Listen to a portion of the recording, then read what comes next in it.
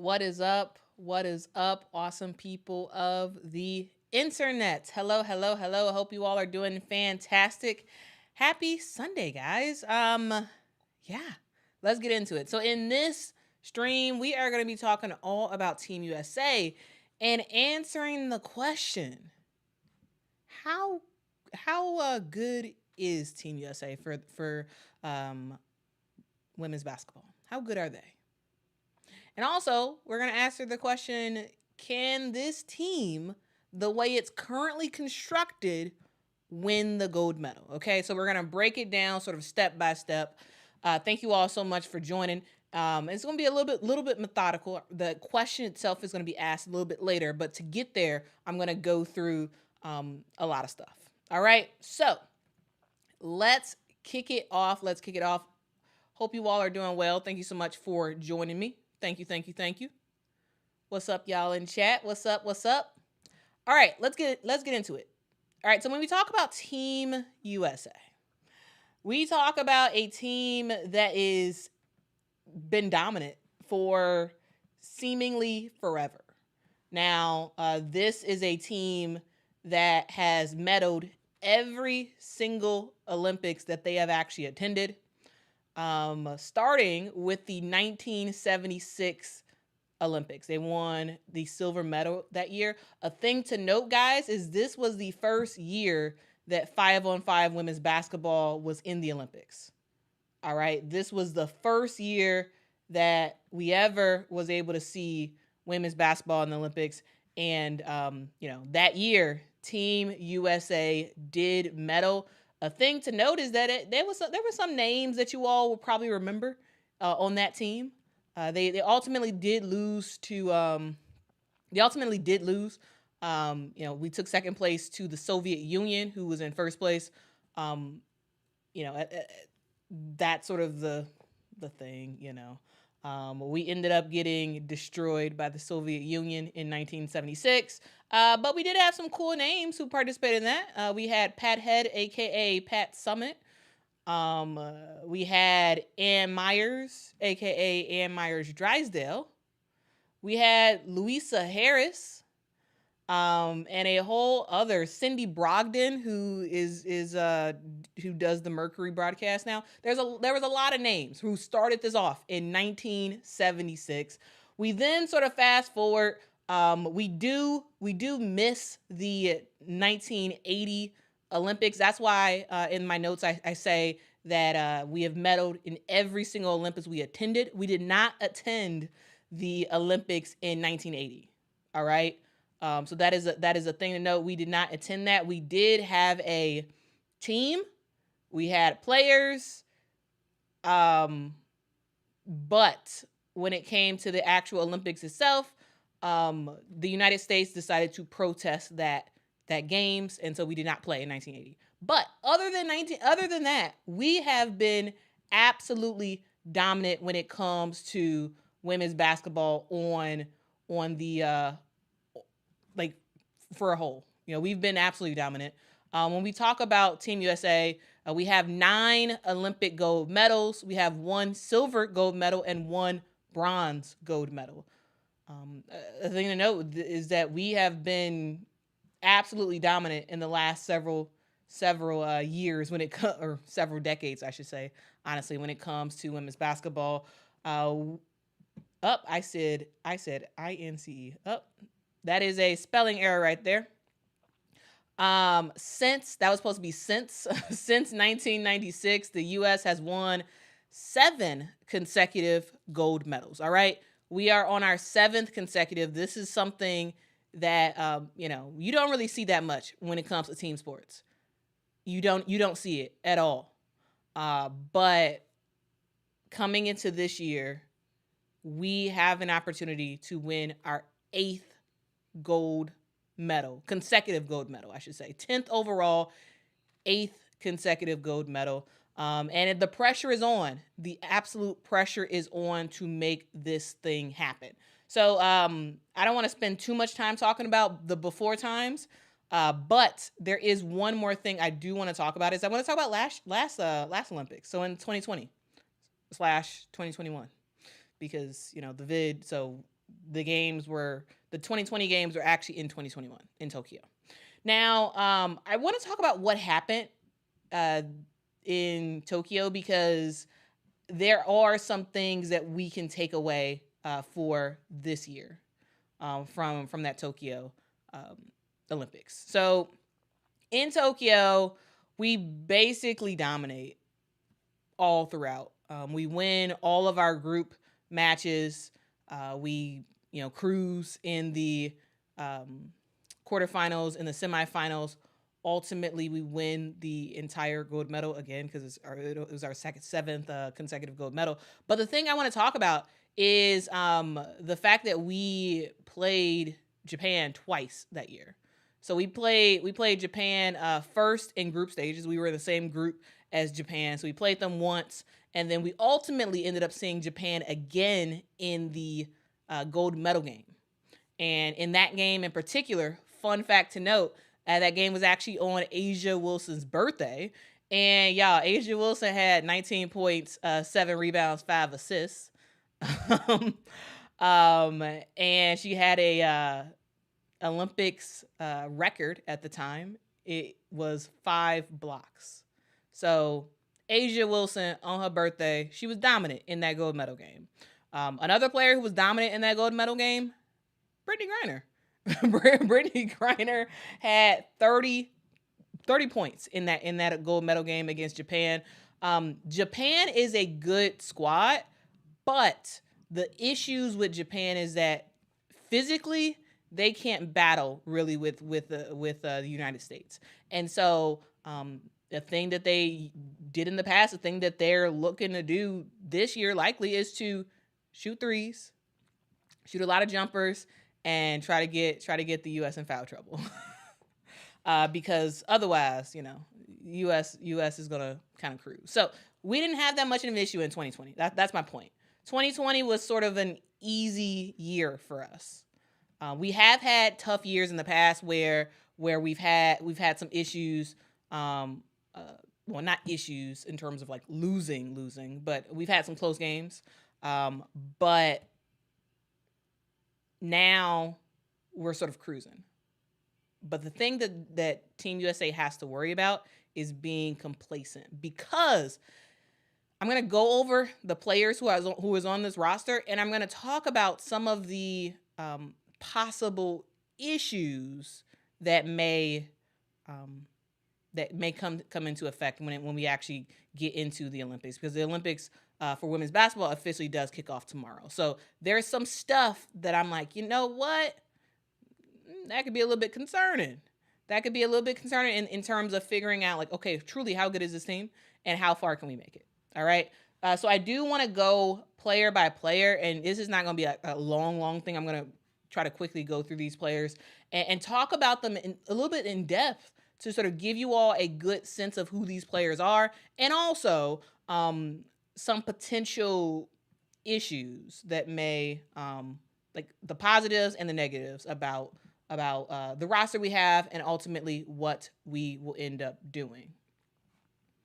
All right, so let's start off with Napheesa Collier. So Napheesa Collier, aka Fee, is in her second Olympics. She won the gold in Tokyo in 2021, and she also participated in the Olympic qualifying tournament that happened earlier this year. And in that tournament that took place in February, actually in Belgium, she averaged 19 points a game, 4.7 rebounds a game. So she's great. Napheesa Collier is great. She is a player who can try to contend for MVP any season when it comes to the WNBA, though this season it's going to A'ja Wilson. Napheesa Collier is a post player who is a post player, but she's short, but she's still a big body, but she's short. She's 6'1". She's a post player who can basically play like a guard. She can shoot threes. She can shoot long jumpers. She can take you at the basket. Even though she is short for a post, it's not much of a liability for her. And a lot of times fans don't even realize how short she is until they see her in person, because she plays big. She plays big, but she's not very big. But the thing to talk about when it comes to Napheesa Collier is how healthy is she? Okay, that is the massive question in our minds. How healthy is Napheesa Collier? The reason why I asked that is because she's missed the last several weeks of the WNBA season. She missed due to dealing with plantar fasciitis. She is a top post player when she's healthy. We saw her in the All-Star game for Team USA. We also saw her in that game against Belgium, or not Belgium, in the game against Germany for the exhibition game that we saw earlier this past week. And in those games, Napheesa Collier was blah. She was. She didn't do much, to be quite honest with you. In the game against the WNBA All Stars, Napheesa Collier was there and whatnot, but at the end of the day, she didn't really do much, mainly because she barely played. She only played 2 minutes in that game against in the All-Star game against the WNBA. She played a lot more in the exhibition game against Germany, but even in that Germany game, she started, and her defense I thought was fine. Her defense was fine to me, but she wasn't really contributing much on offense. And it makes me wonder, like, sure, she was able to help the team out and whatnot, but if Team USA needs you to score, are you healthy enough to score and make some stuff happen? I think that's like the giant question I have. Will Fee be fine for the Olympics? Probably, but it is a worry that we haven't really seen her play much. We haven't. She was injured. She comes back, doesn't play that much in the All-Star game. She plays a good amount in the Germany game, but not a ton to say. So it's concerning. However, I do want to make a correlation actually to the men's team with the fact that Kevin Durant was a player who missed all the exhibition games for Team USA leading up to the Olympics. And Kevin Durant absolutely dominated today. So the reason why I say that is to say that yes. Napheesa Collier was hurt, and in the 2 games played okay. That does not mean that she's not going to dominate in the Olympics, because we just saw what Kevin Durant did today. He played out of his mind today, and so that same thing Napheesa Collier can do. It just depends on if we're actually going to see it or not. That's the thing. Does Team USA need Napheesa Collier to score a lot? No. But if Asia Wilson has an off night or goes down or something, you need Napheesa to show up and show out. So that's the thing. That's Napheesa Collier. Really, really good player when she's healthy. The question mark is, how healthy is she dealing with this plantar fasciitis? That is the big thing.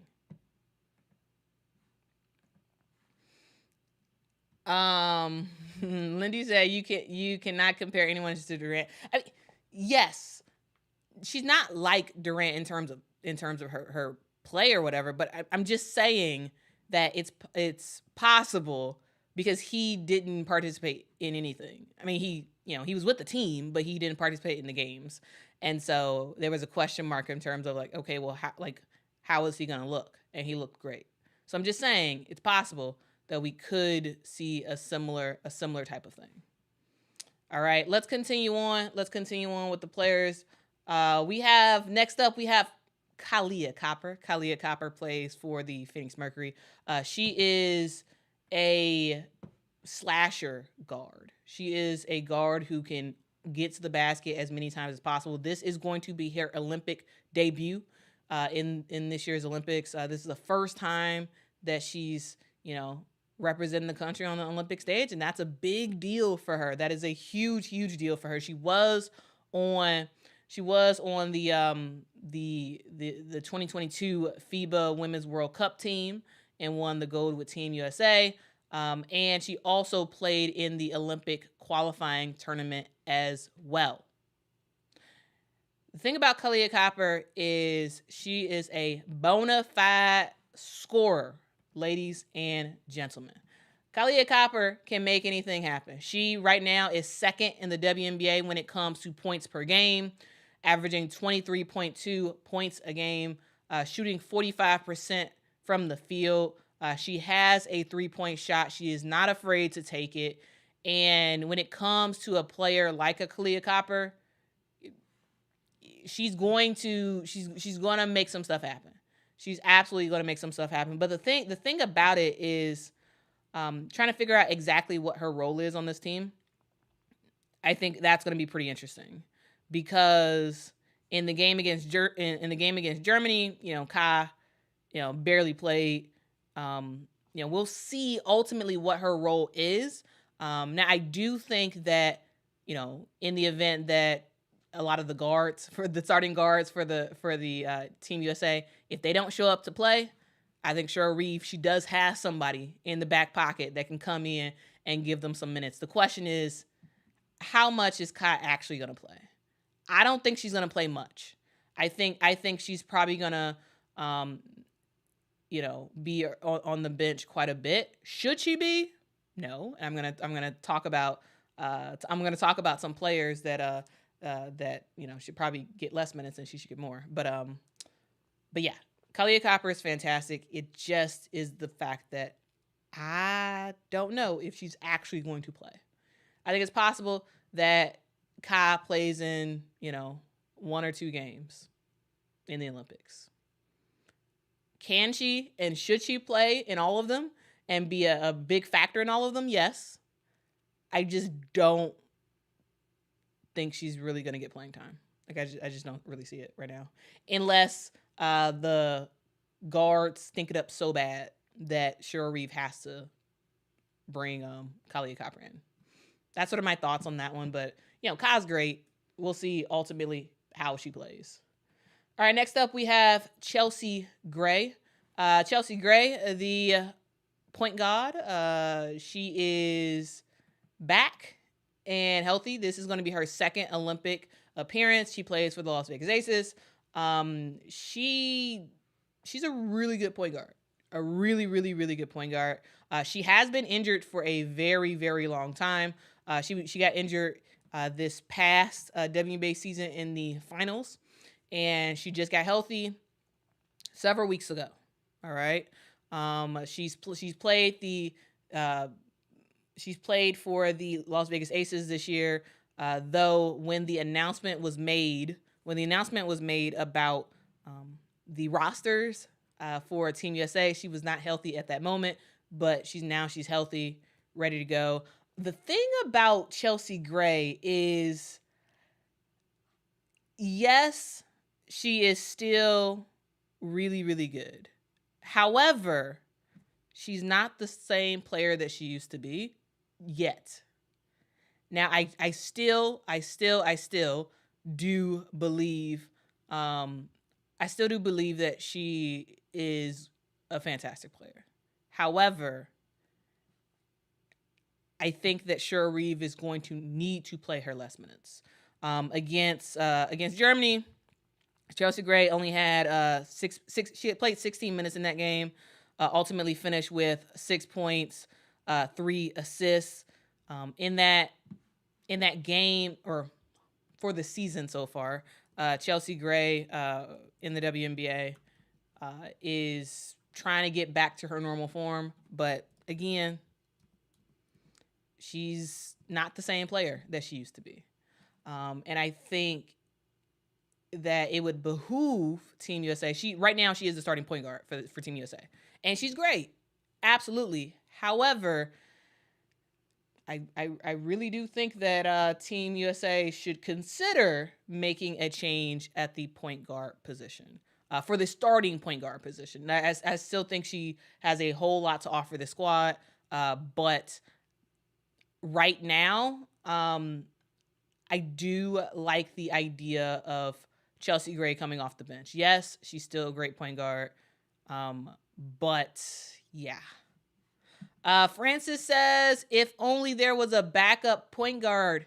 Francis, I have a backup point guard for you. All right, she's not a traditional point guard, but I think she can do it.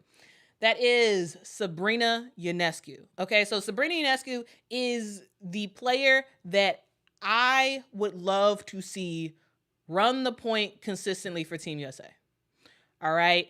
And before y'all flame me in the comments, before y'all be like, what? Sabrina Ionescu, really? Yes, Sabrina Ionescu. That's who who I would love to see as the point guard for this team. So it'll be Sabrina Ionescu and Chelsea Gray playing the point guard position. Yes, Jackie Young can do it a little bit here and there, but Sabrina and Chelsea, I think that would be a great tandem for the point guard position. And when if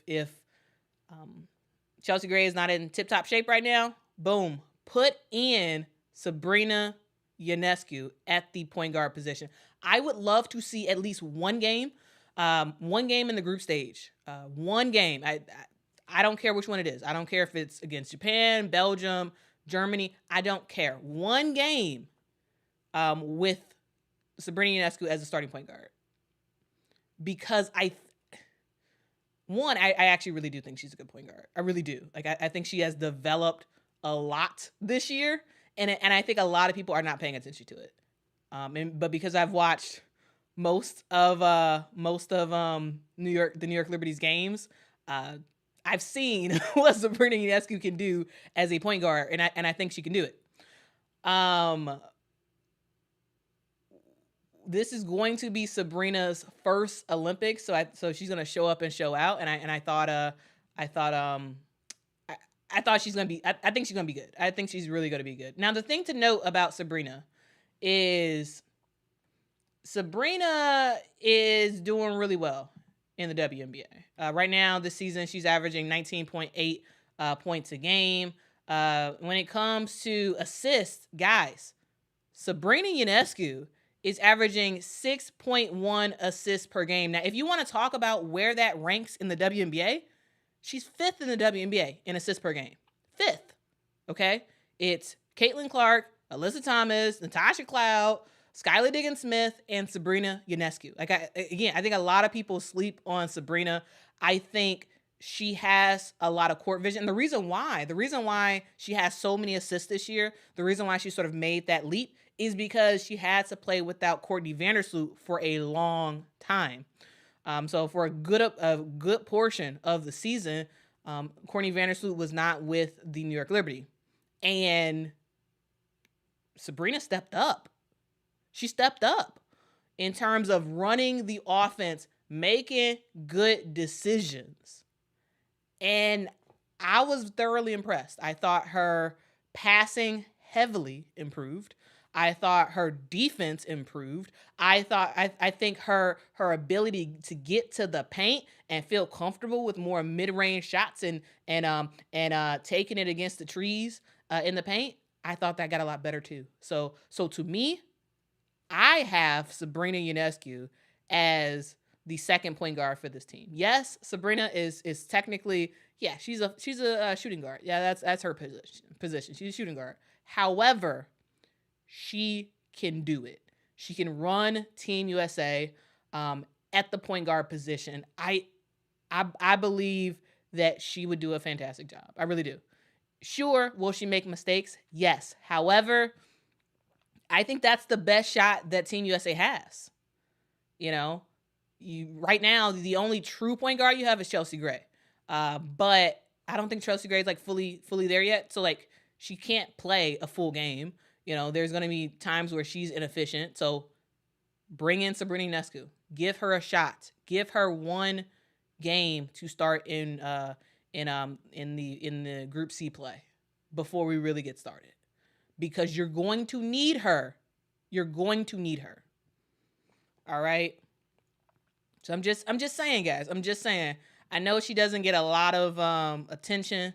I mean, she used to get a lot when she was a rookie. Now she doesn't get it. Like, I think a lot of people aren't checking for her, and I think she's really, really good. She's improved a lot. She's still not, where she could be, but I think she absolutely can rock the point guard position for Team USA. So that's who I have in terms of a player that needs to be getting a lot of minutes for Team USA. All right.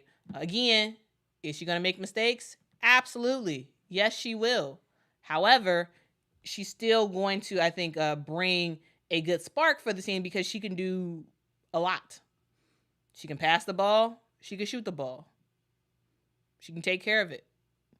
So that's my thoughts right there. So that's who I have as the second point guard for this team. And also, she can play a shooting guard role as well. All right, next up, we have another guard. We got Jewell Loyd. So Jewell Loyd is with the Seattle Storm. She is a straight up baller. This is going to be her second Olympics. She can shoot. like Jewell Loyd can straight up shoot. This year her numbers are down in the WNBA. The reason why is because she has a lot more talent with her, so she's not scoring as much as she used to. I mean, she's still scoring a lot, but not as many points as she used to have. So far in the WNBA, she's averaging 20.1 points a game.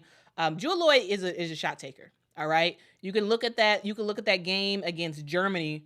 Jewell Loyd came off the bench, crazy efficient. She had 11 points, 4 of 6 from the field. Jewell Loyd is going to be a key player for Team USA. She started in the game, in the All-Star game. She came off the bench in the game against Germany, and I think it's going to be critical for Jewell Loyd to show up and show out, and I think she will. I believe she's going to have a really, really big year in the WNBA. I keep saying in the WNBA, in the Olympics, guys. She's going to have a really good year in the Olympics. I think it's going to be really, really fun to watch. Let's see. 10 Commandments says, when Loyd is blazing, give her the ball and get out the way. Yes. Yeah. When Jewell Loyd gets going, yeah, she really gets going. She really does get going. Guys, if y'all could do me a huge favor and hit that like button, that'd be really, really awesome. Please hit that like button. That really does help more people find the channel. Also, if y'all could, please subscribe to the channel. We have just hit 20,000 subscribers. Thank you. For that. If y'all have not subscribed, though, please subscribe. We are on our road to 30,000 subscribers, which is a crazy huge number. So we'll see if we'll ever get there. But yeah. But that is what we're doing. We're on the road to 30K. All right. Let's see. Shout out to LSU Tiger 2. Thank you so much for the super chat. Says, what up, Quita? Joining the chat late, but Team USA are huge favorites to win gold according to Vegas. Should dominate. Sure, should, but the question is just because you should and are the best team with the best players in the world doesn't mean you will necessarily. And so this is sort of like a conversation for us sort of talking through this Team USA roster, talking about what they're going to face, and also ultimately what's going to happen in this game or in this Olympics. Okay.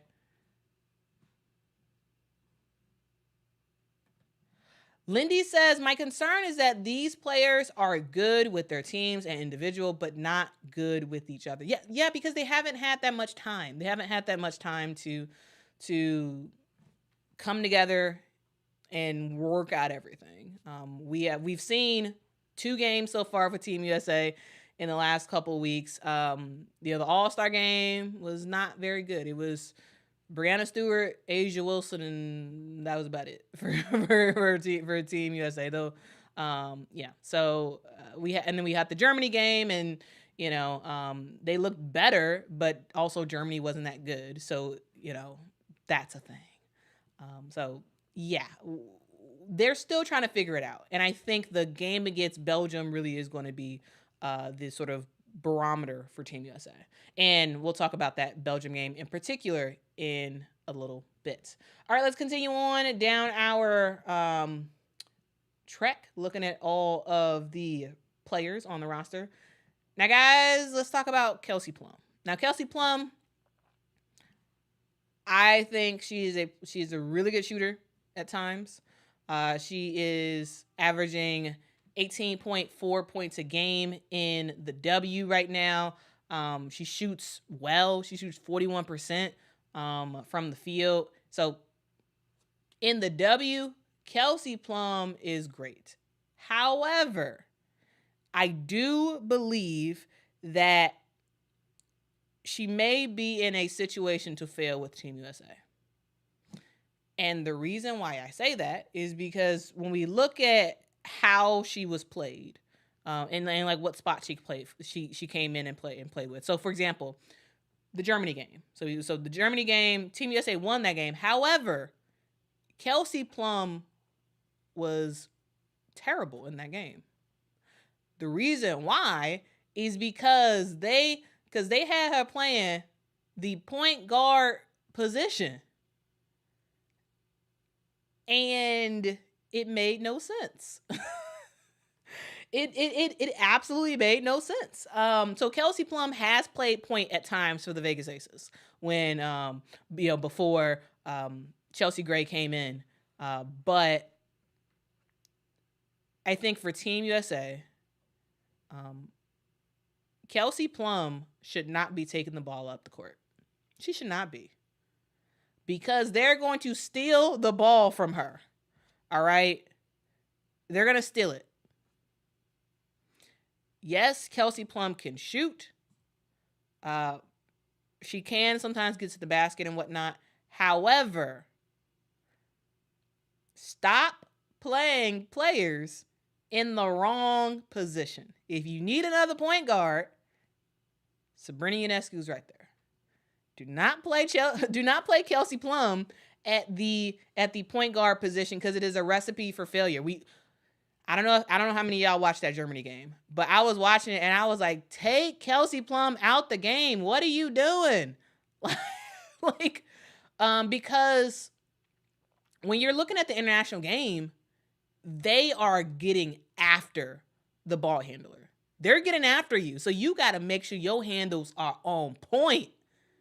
Yeah, you got to make sure you are ensuring that that you don't get the ball stolen. Because there was one time where she was dribbling the ball down the court, got the ball stolen, and then fouled the girl because the girl's about to go down the court and go on a fast break. That type of stuff happens in international play because Kelsey was like, oh, she fouled me.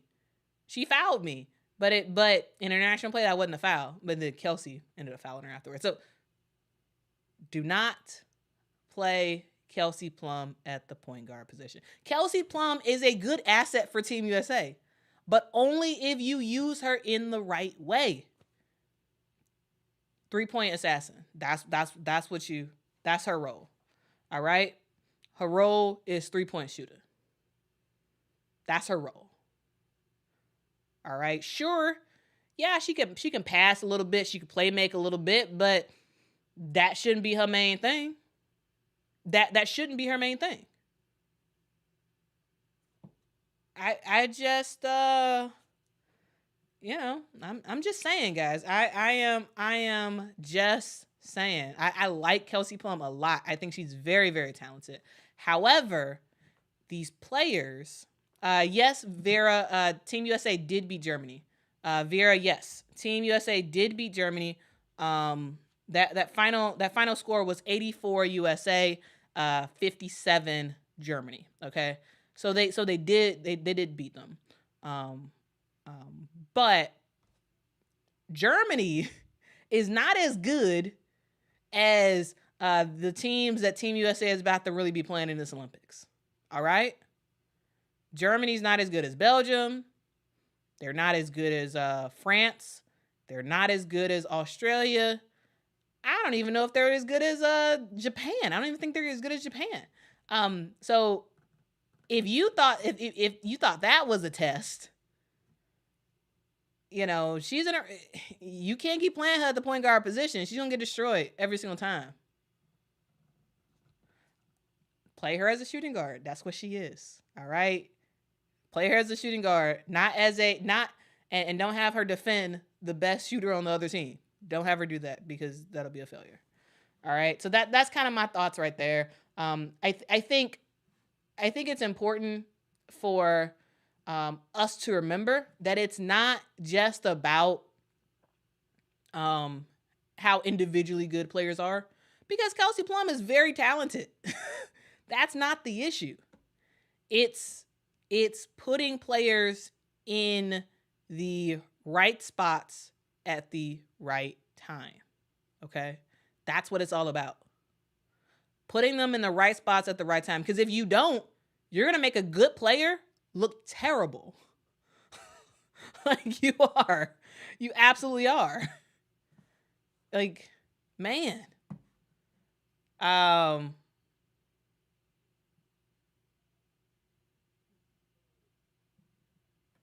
Yeah, because she knew she was thinking it up. She knew she was thinking it up.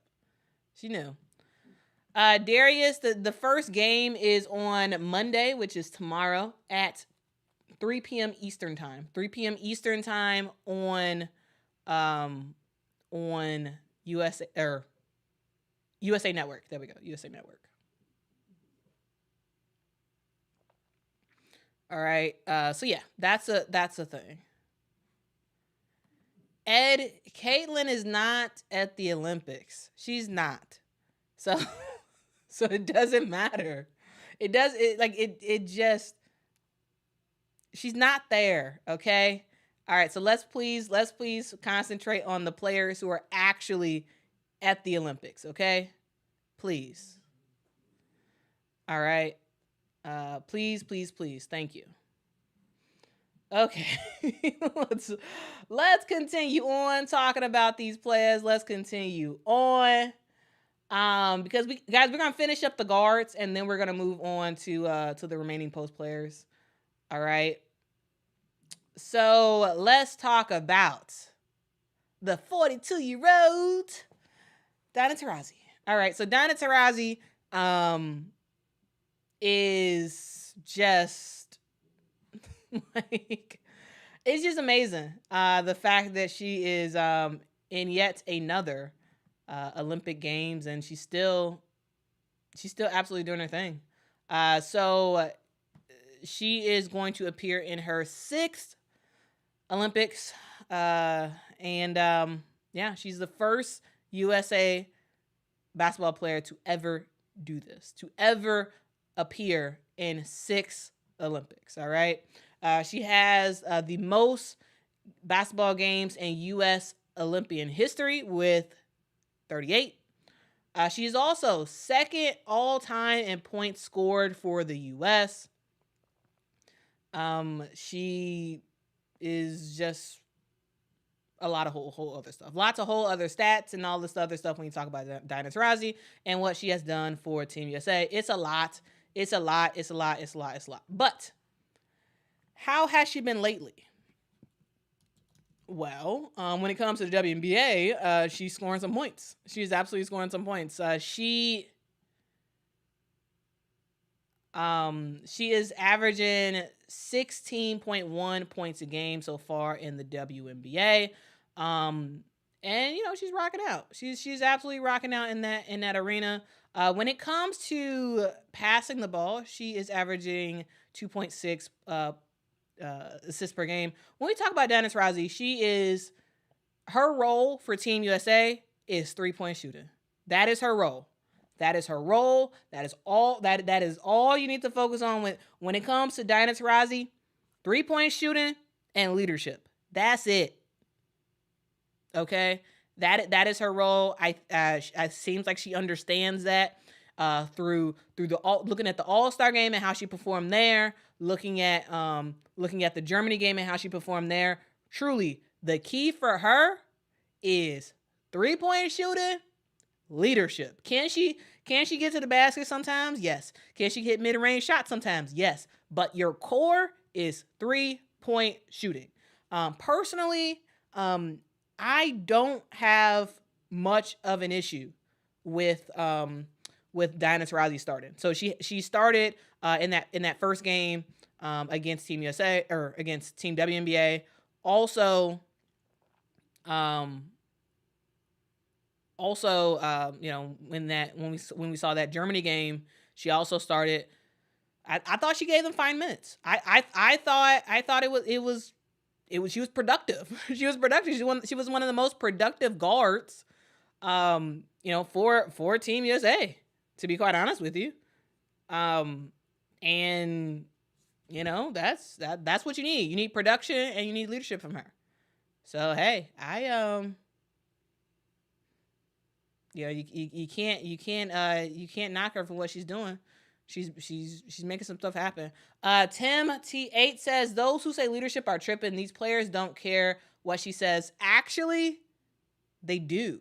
Actually, I don't know, Tim. I don't know if you watch interviews at all of the players, but watch interviews. Watch interviews of Team USA players when they're asked about Diana Taurasi, and listen to what they say. She's a bona fide leader for this team. They listen to what she says. They 100% do. Either that or they're lying, which I don't think they are. In basically every single interview I've heard when Diana Taurasi is asked about, it's like they appreciate her. There is a leadership factor that she has. Even if you don't like her, even if you don't like her, there is a leadership factor that she has, and the players on Team USA know that. The coaching on Team USA know that. Everybody, well, not everybody, exaggeration.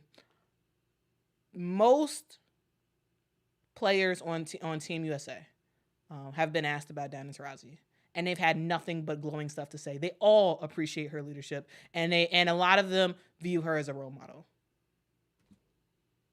So, Tim, I don't know.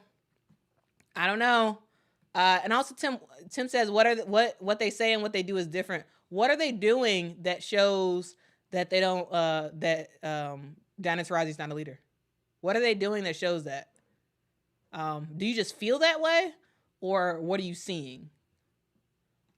Because from what I have heard them say and what I have seen is that they respect her, they listen to her, and they take notes. So I don't know, Tim. I don't know. Because there's no evidence. There's no evidence, y'all. There's no evidence for what Tim is claiming. Diana Taurasi is a bona fide leader for the squad. She is. Okay? She knows what she's doing. She's been around forever. This is going to be her last Olympics. Yes, I do think that everybody who says she shouldn't be at this Olympics, I understand. You got a point. Sure. But she is productive. Okay? She has been productive in the All-Star game. She's been productive in the Germany game, and she's been one of the best guards that they've had so far. Okay? She knows her role, 3-point shooting, and leadership. That's about it. And that's all they need from her. They don't need the Diana Taurasi of old that's gonna get you like 20-something points. They don't need that. They need the DT that'll shoot a couple threes, give you 10, 12 points, and that's about it. Start you off right, and that's about it. That's what they need. All right. So yeah, I just think, guys, I think sometimes people are like not rational when it comes to Diana Taurasi. All right, I think people are not rational. So I'm just saying, guys. I am just saying. If it's a boring game, dude, why you what you here? I don't get it. anyway, let's continue. I think we will likely see Diana Taurasi in the starting lineup for most of the games. So be prepared for that.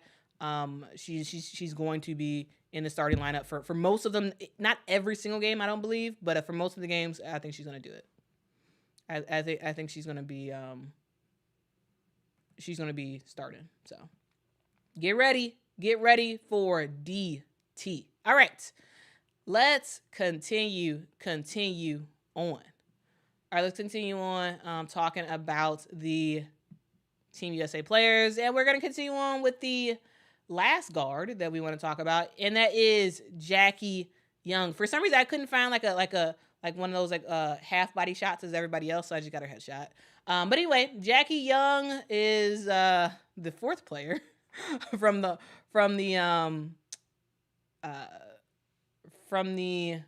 Las Vegas Aces on the team on Team USA. When Jackie Young, I think Jackie Young is sort of like a Swiss Army knife. I think Jackie Young is one of those players that can kind of do anything. This is going to be her second Olympics. This is going to be the first time that she's going to be on the 5-on-5 team. She was on the 3x3 team last Olympics and she won the gold there. And she's a really good player. She plays for again the Las Vegas Aces. Jackie, she's very productive. She's averaging 18.5 points a game, 45% from the field. She is a player who is one of the I would say one of the best defenders for Team USA, for sure. One of the best defenders. She also is a player who can shoot a three. She can get to the basket. She can get mid-range shots. She can kind of do a little bit of everything. A little bit of everything is Jackie Young. And I really actually do think that 3x3 really did help her to sort of be like a Swiss Army knife type of player. I really do. I think in general, 3x3 is very helpful for the development of guards in particular, because it forces them to work out a whole bunch of stuff for post players too, but really for guards. I think that Jackie Young is going to be critical for this team. Absolutely critical. Now the thing is, it's just trying to figure out, okay, well, what role is she playing on this team? Like, what is she the defender?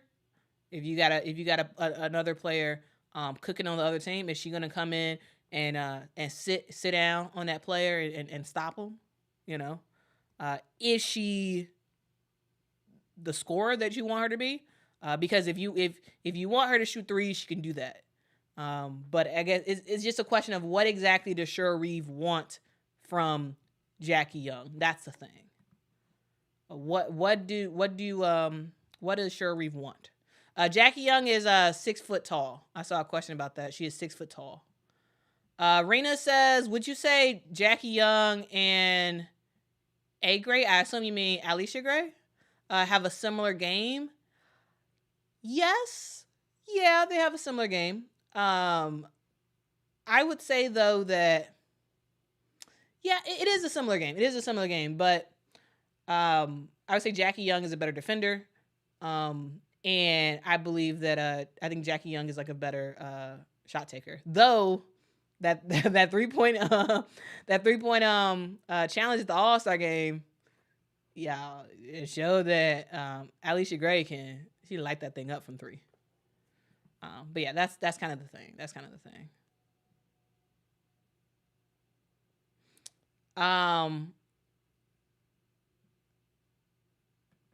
Vera says, I thought Chelsea Gray was the point guard. Chelsea Gray is the point guard. She is technically the only true point guard on this roster. But I was stating earlier that in my opinion, Sabrina Ionescu should be considered should be considered the other point guard for this team. So her leading the squad and playing that point guard role, because I believe she can do it, and then she can do it well. She's proven that she can do it with the Liberty, and I think she can do it for the Olympics. Jackie Young is another player that can slot in that point guard position if you need her to. So to me, the pecking order should be Chelsea, Sabrina, Jackie at that point guard position. Though Jackie can move. Jackie can play the 1, the 2, or the 3. Again, Swiss Army knife. Swiss Army knife. She is Leslie. You are absolutely right. Leslie is 100% right. Jackie Young is 6 foot of pure muscle. Yes. She can play the point. She can handle the pressure. She's in my opinion, way better ball handler than Kelsey Plum. Way better. So if you need another point guard, Jackie Young. All right. So yeah, that's kind of the thing. I think Jackie Young is more helpful for Team USA, not at the point guard position. But if you need her to do it, she can do it. But I think she's actually way better at the small forward position for Team USA. I think she's way better at that position. So yeah. That's the thing. That is the thing. All right, so we went through all of the post players. I mean, all the guards. And now let's talk about some of the post players. But actually first. Let's get to some of y'all comments. Rocket says, how did Chelsea get picked? I mean, she got picked because she's, the best point guard in the WNBA. She's the best American point guard. She is. They picked her even though she was injured, because they're like, hey, she's going to be back. And she's going to be back to where she used to be. She's going to be fine. She's not necessarily where she was last year. But yeah, they went with her because her track record shows that she is fantastic. Again, a healthy Chelsea Gray. Oh, you can't really stop her. You can't really stop her, a healthy Chelsea Gray. So they picked her knowing that she was going to return back to her squad in the Aces, and that she was going to be ready for the Olympics. And, they were hoping that she'd be all good to go. Let's see. Let's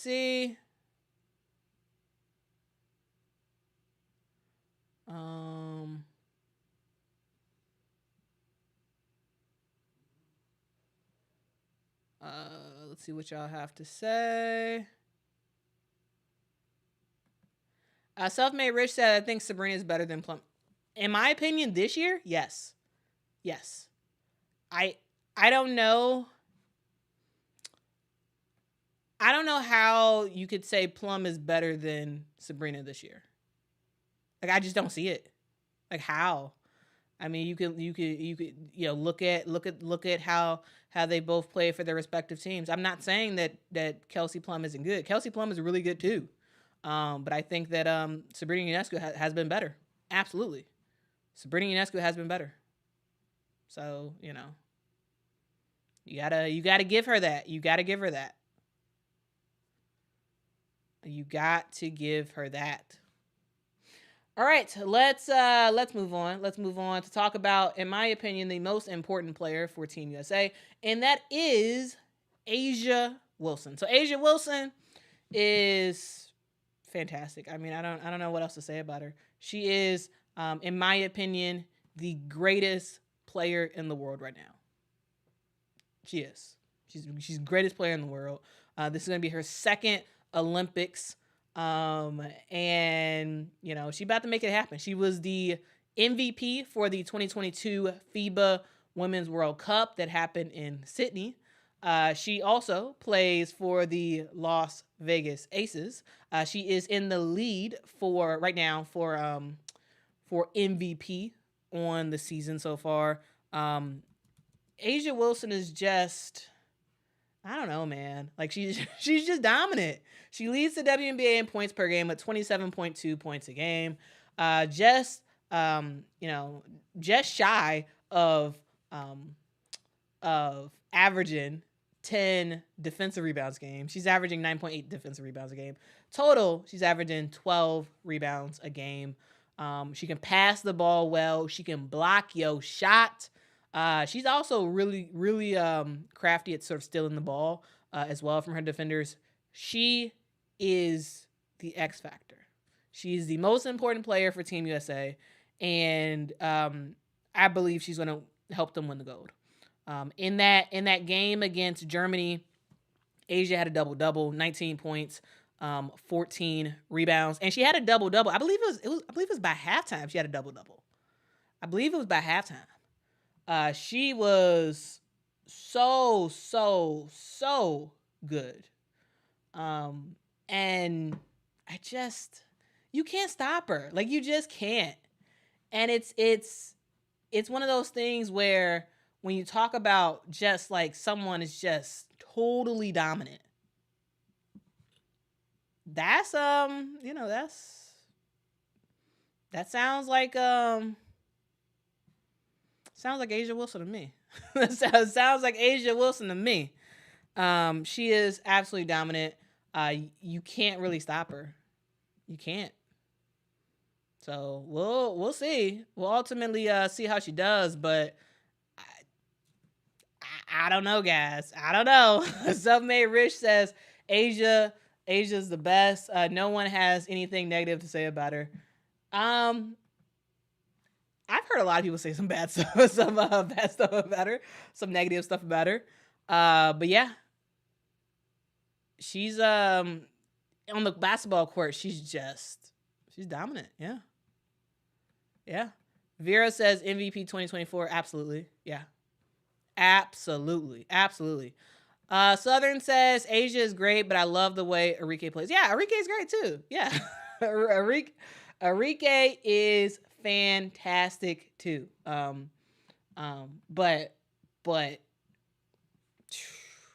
I don't know. A'ja Wilson, she's about to be A'ja Wilson in this tournament. All right. She about to dominate. She about to do her thing. And it's going to be very obvious about who the best player in the world is. Francis says, it's Asia's world and we are all just living in it.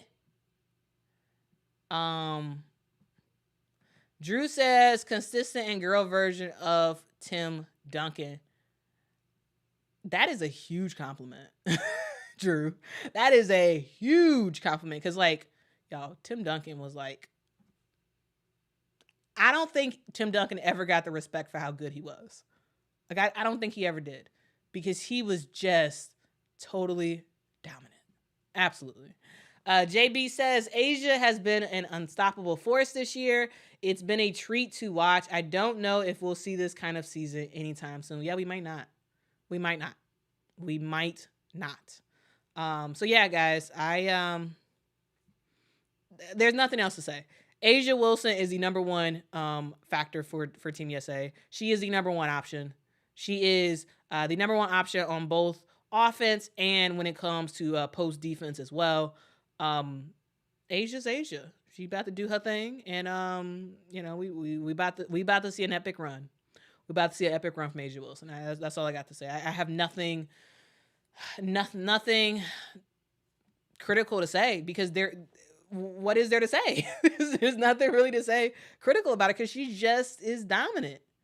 The only thing is, so far we have seen A'ja be the number one factor for Team USA. But the thing is, like, are we going to see a lot of plays run for her? Should be. But if we don't, then, we may see some problems.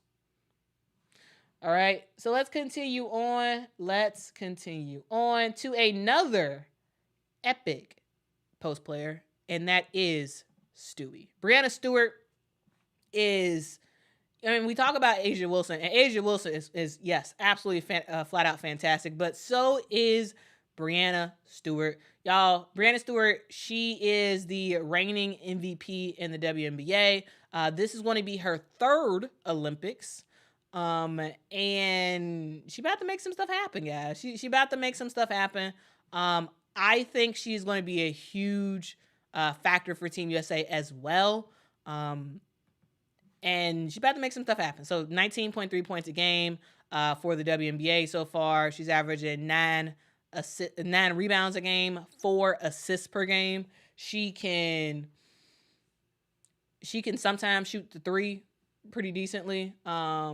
Though overall she's not like a 3-point shooter, but she can sometimes hit those shots. Though Asia's a better 3-point shooter overall than Stewie is, mainly because like Stewie, yeah. Anyway, but Stewie takes more 3-pointers than A'ja, but A'ja has a better percentage than Stewie. But Breanna Stewart can do a little bit of everything. She can absolutely take you on a dribble. She can turn and face, pull up jumper. She can back you down to the basket. She can get you to the basket. She is just, I mean, she's Stewie. Like she's just Stewie. She also can play some defense as well. Okay. So it's not like she's just offense only. But yeah, I think the 1-2 punch of Breanna Stewart and A'ja, man, you better worry. You better worry. TD says Stewie is good, just inconsistent. Sometimes Stewie can be inconsistent. Yes, sometimes she can be.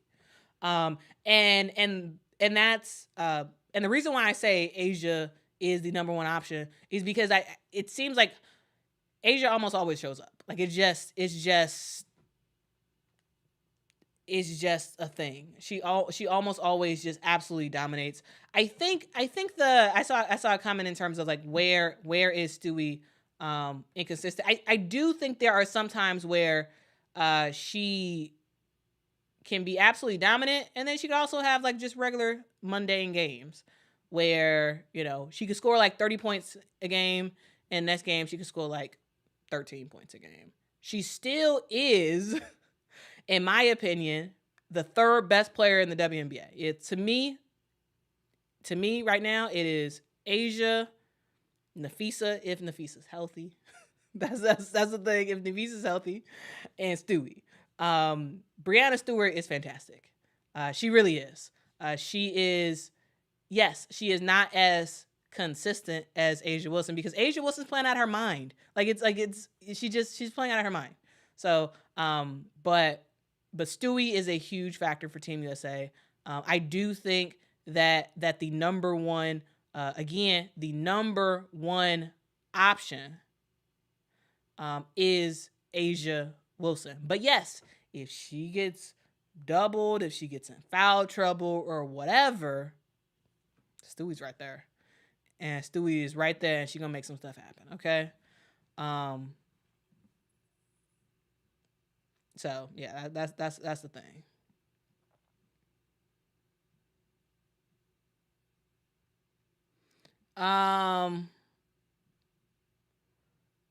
Let's see what you all have to say.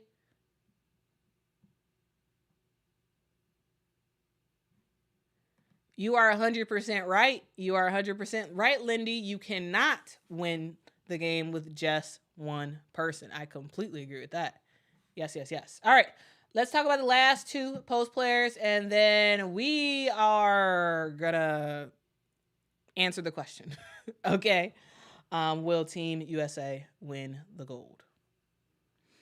All right. So let's talk about Brittney Griner. So Brittney Griner has been with Team USA for a long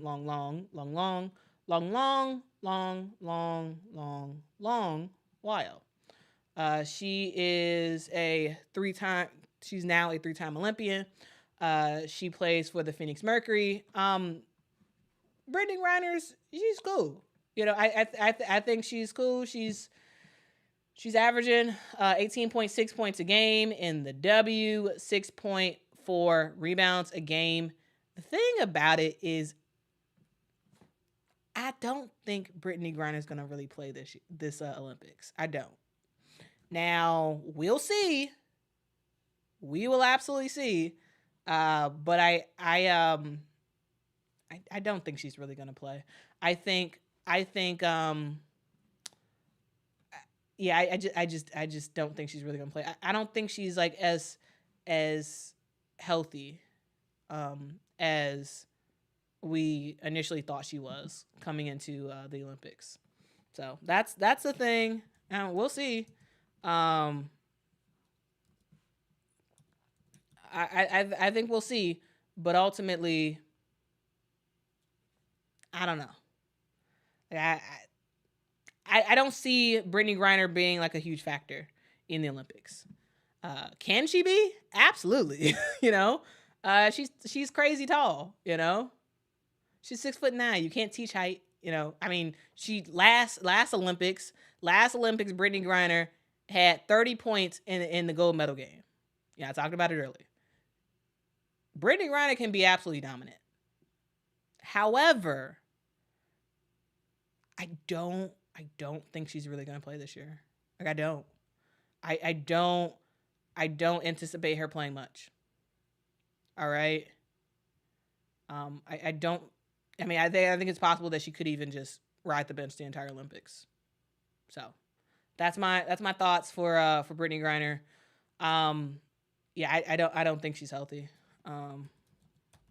Which is like interesting, because she's in Paris. But yeah, I don't think she's healthy. A thing to note is that in May she had a toe fracture in May. And she was ruled out indefinitely. She ended up being with Team USA. And she's in Paris, right? She's going to be ready to go. But I don't think she's playing. I don't think she's really gonna play. I don't. We'll see. we will absolutely see. But I don't think she's really gonna play. So yeah, she has a toe thing. She's also I believe dealing with the hip issue as well. So yeah, we about to see. We are about to see if she actually plays. I don't think she will. So I'm forewarning, like, don't be surprised if she doesn't play. If she plays, great. I'm happy. But I'm not banking on Brittany Griner playing really at all in the Olympics. So yeah, that's the thing. All right. So yeah, that's Brittany Griner. I think she's gonna ride the bench for the most part. For the Olympics, and just be an awesome teammate from the bench. I think that's probably what we're gonna see. All right. Now going to the final post player, in my opinion, second to Jewel Lloyd, the most important bench player for Team USA that may possibly need to have a starting role at some point in this Olympics. And that is Alyssa Thomas, guys. Alyssa Thomas they call her the engine. They call her the locomotive. I don't know, whatever you want to call her. She is fantastic. She is a point forward that plays for the Connecticut Sun.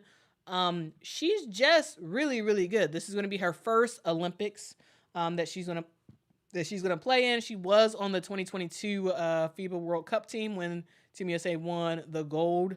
When we talk about Alyssa Thomas, she's just fantastic. She's averaging 11.4 points a game in the W.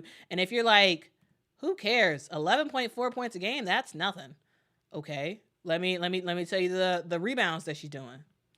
9.2 rebounds a game, 7.6 assists per game. Yeah, you heard me. I said 7.6.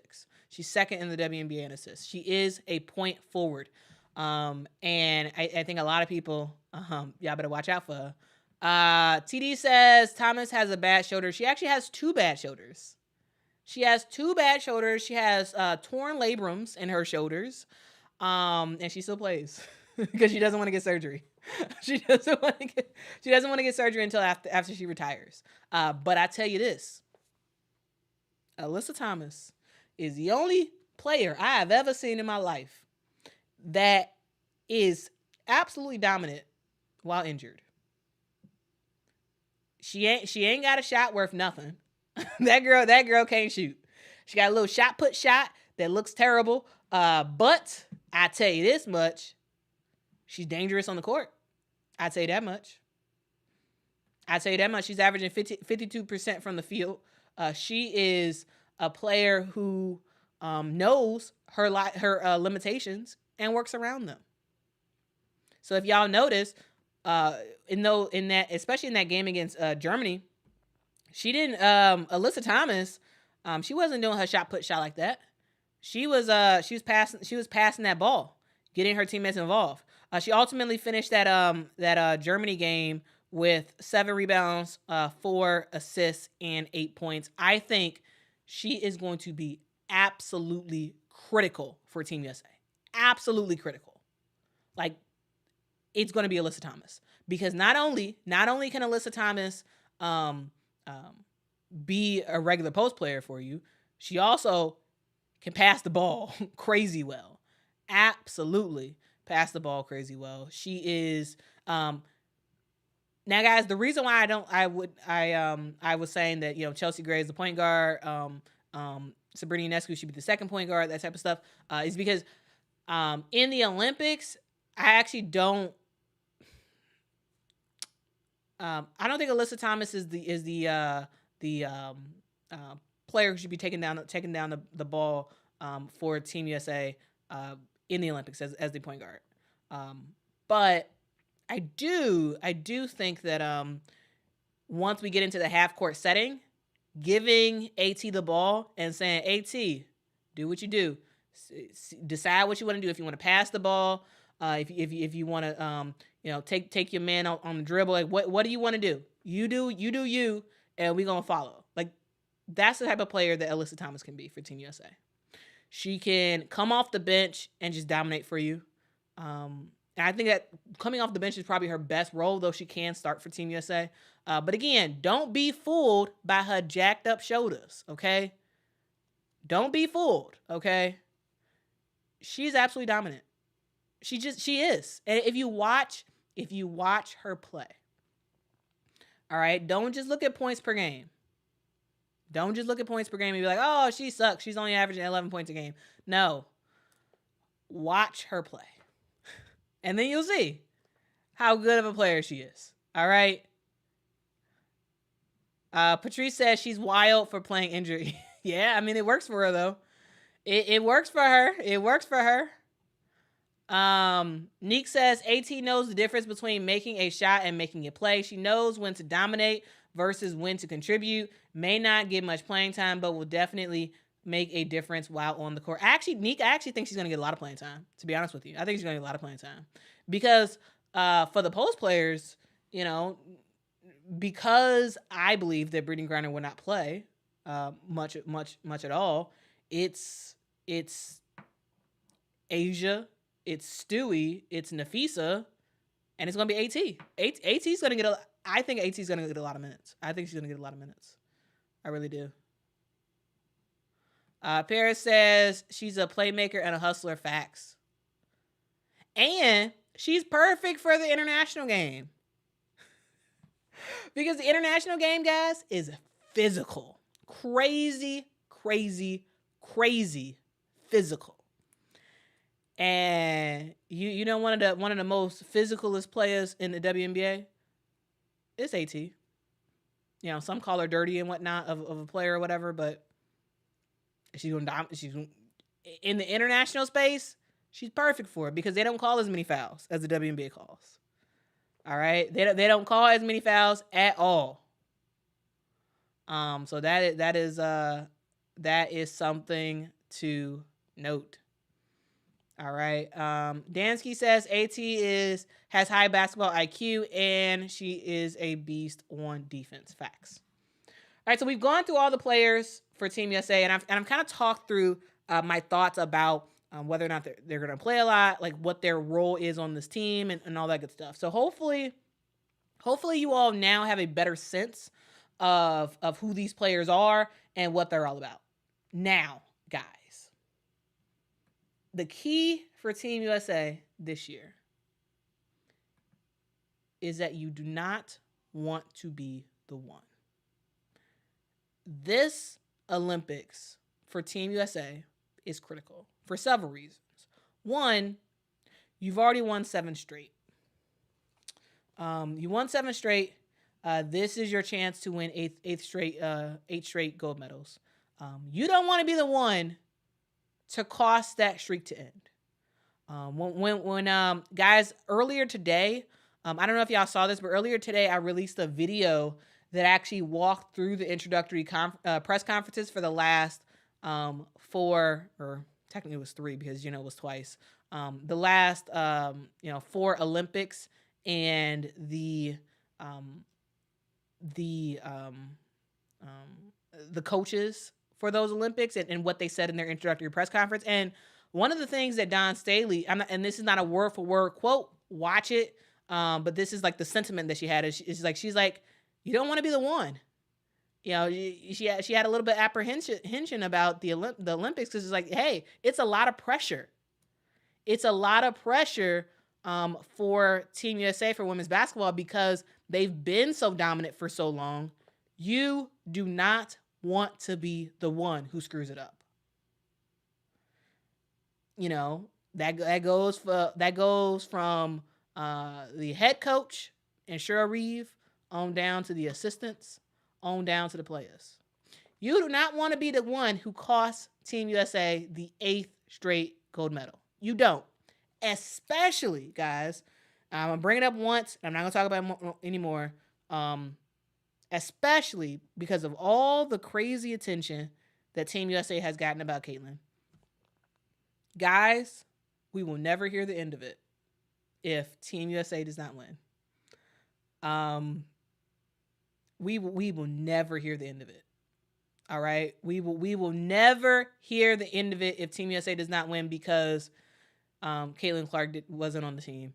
And it's going to be nonstop talking for 3 years until the next Olympics if Team USA does not win. So for a lot of reasons, for the fact that Team USA has the most talented players in the world, also is the best team in the world.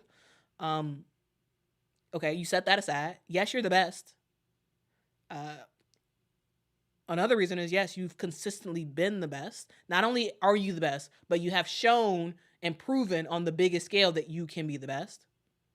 And finally, you got to win because you got all this controversy around you. You got all this there's a lot of people talking. You're never going to hear the end of it if Team USA does not win. Because if they don't win, then it's going to be all about, you should have brought Caitlin and all this other stuff, yada yada.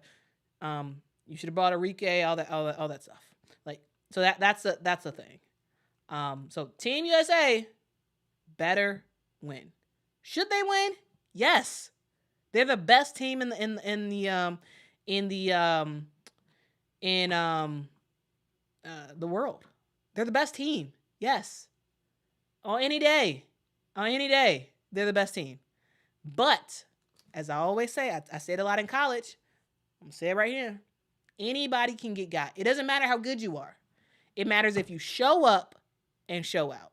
That's what matters. All right. And for Team USA, I believe that they will win. I do. I 100% do. But they can get got. And they got to make sure that they are not the ones, because they will never live it down. They would never live it down. Okay? It's not a cakewalk for the Olympics. It's not. All right? It is absolutely not a cakewalk. And so that is an absolute thing. Rena says, what teams are our biggest threat? Well, Rena, I am so happy you asked. I am so happy. All right, let's get into it, guys. Guys, I want to talk about the key matchups or the matchups that Team USA has to face in order to make it to the gold medal game. All right. I'm going to talk about all the matchups that they're going to face, and we're going to break down what Team USA needs to do to actually win these games. So the first game is going to be versus Japan. This game is happening on Monday at 3 p.m. Eastern Time, 2 p.m. Central Time. The game will be on USA Network. It's also going to be streaming on Peacock and Fubo TV. All right, so that is something to note there. Now, guys, let's kind of talk about this game. Let's talk about this game because there's some stuff the Team USA has to do to look out for. They have to look out for some stuff. All right, and I think that when it comes to Japan, they're not very tall, right? They're not a tall team. But they are a team of shooters. And when it comes to guard defense, Team USA has to be on it. You have to be on it. Your defense has to be top notch when it comes to the guard position because Japan can hit threes, okay? They can hit threes. And we're about to see. So, guys, the game is happening in Lille, France. I hope I'm pronouncing that city right. Lille, France is where the game is happening. Again, 3 p.m. Eastern Time. Okay, let's kind of break down this game in particular. Let's break down this game. So, Team USA should easily win. They should. Just because they should doesn't mean they will, but they should. Japan is a good squad. As I talked about earlier, we played Japan in the gold medal game in 2021.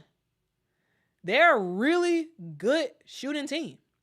They got some shooters on their squad, and you better watch out. You better watch out. Fun fact, guys. They've had 8 pre-Olympic exhibitions already for Team Japan. They were 6 of 2 of those 8 Olympic exhibition games. They averaged 81 points a game in those games. Points against was 70. We gotta see what happens. But 3-point shooting is absolutely going to be key for Team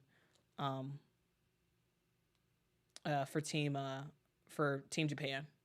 It has to be key. When it comes to Team USA, this is a team that has an all-time record against Japan of 4-1. So we played Japan 5 times. We've won 4 times, lost once in the Olympics. All right.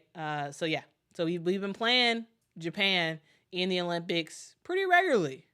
And we usually do get the best. Again, the last time we played them, Brittany Griner had 30. Asia Wilson, it was her birthday. She dropped 19. Brandon Stewart had 14. That was in the gold medal game. And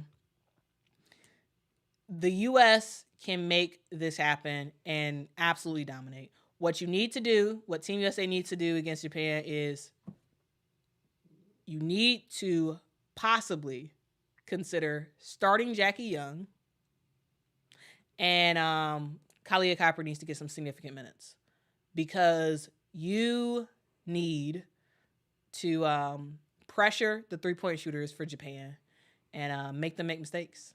That's what you need to do. That's what you need to do. You need to make them make mistakes. And they can do it. They can absolutely do it for Team USA, and we're gonna see. We're gonna see ultimately what happens, but I think that this is gonna be a fun game to watch. I think it's gonna be a very fast-paced game Japan's going to be trying to get those threes up fast because that's the only way you can possibly win against Team USA. You got to run. You got to run, and you got to try to get them in foul trouble. That's what you got to do. That is absolutely what you need to do.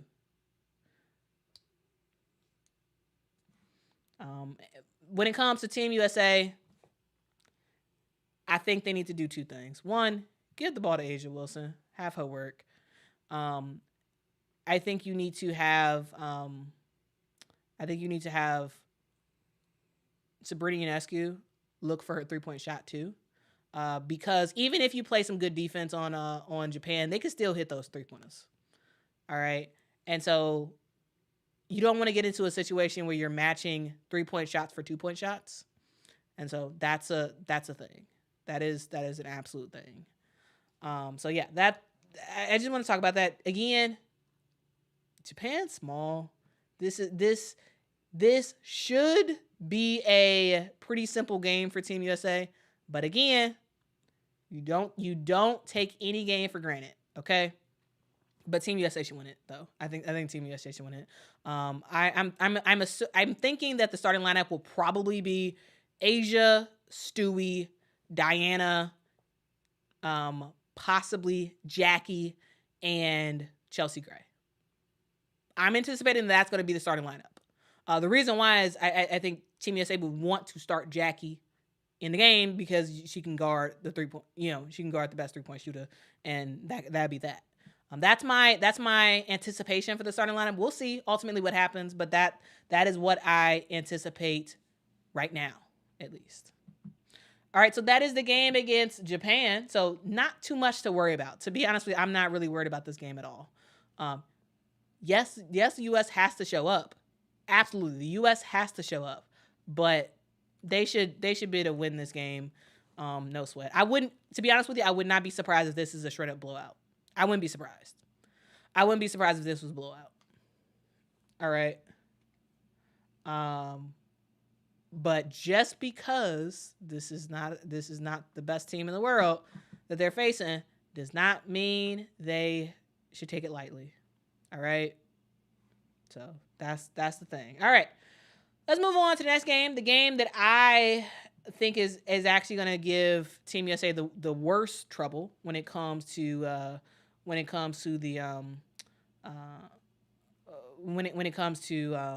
the group stage, and that is Belgium. So Belgium is a fantastic women's basketball team. Absolutely fantastic of a team. They got 3-point shooting. They got post play.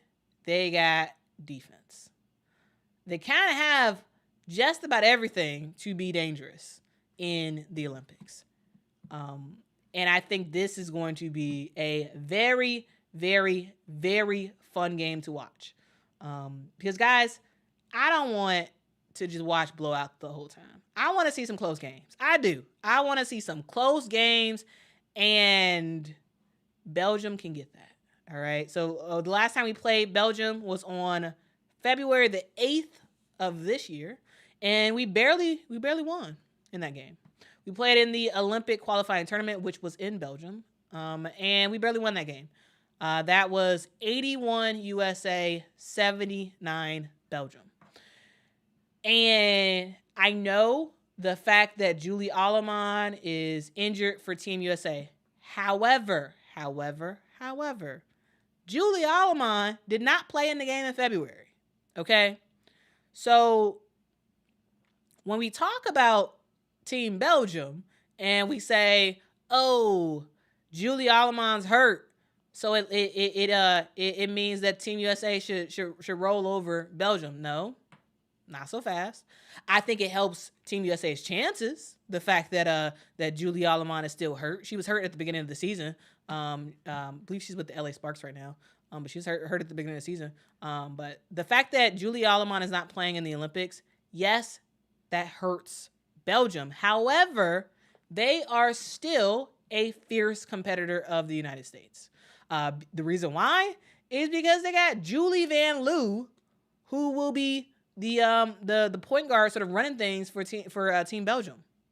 And Julie Van Loo is really good. She plays for the Washington Mystics. I have loved seeing her play this year. I have absolutely loved it. I got some super chats. Sorry guys. Sorry for the delay on the super chats. I don't think I read this earlier. I'm sorry, Ten Commandments. Ten Commandments says need to improve her tenacity for rebounding. She should be double-digit rebounds every season. I think you may have been talking about Brittany Griner. She absolutely can get double-digit rebounds every season, but right now she's not in double digits when it comes to rebounds. Thank you so much, Gary, for the super chat. Says supporting the awesome people of the internet. I really do appreciate that so much. Thank you, Gary. Thank you so much, cute Tay, for the super chat. I really do appreciate that. Salute to y'all. Super chats really do help the channel out a lot, and I do apologize sometimes I don't see them right away, but I really do thank you so much for your super chats. It really does help the channel out a gigantic bit. All right, so let's talk about Julie Van Loo a little bit more. So right now, again, Julie Van Loo plays for the Washington Mystics. She is 11th in the WNBA with assists per game, with 5.1 assists per game. She also is averaging 8.5 points a game. So she's not gonna do too much when it comes to shooting. She can shoot some 3-pointers. She can hit them, but that's not her main game. Her main game is to get players involved. And guys, she's not even the best passer on the team. The best passer on the Belgium team is Emma Mieseman. Guys, Emma Mieseman had been in the WNBA for a long while. She decided not to go to the U.S. to play in the WNBA. She hasn't been in the WNBA for the last 2 seasons. But guys, Emma Mieseman is the most important player for Team Belgium. She's their best passer, and for the most part, their best scorer. Absolutely their best scorer. She's fantastic, guys. In that game against Team USA, she actually had a bad game. She actually had a really, really bad shooting game. She had 8 points in that game, or eight rebounds in that game, 7 assists, 6 points ultimately. She couldn't hit anything, really. She really couldn't really hit anything. But her rest of her teammates showed up and showed out. And I highly doubt Emma Mieseman has that same type of game when Team USA plays against Belgium. But it's not just Julie Van Loo. It's not just Emma Mieseman. You got other key players for Belgium, including Maxuela.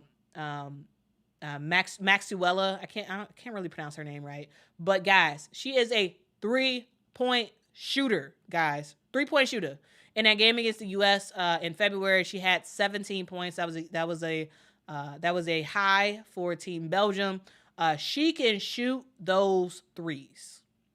All right, she can shoot those threes. Also, she could pass the ball as well. This is one thing about Team Belgium. Team Belgium, they can pass. Yes, sometimes they do get a little bit too turnover happy at times. They get a little bit too turnover happy, but it's something about Belgium.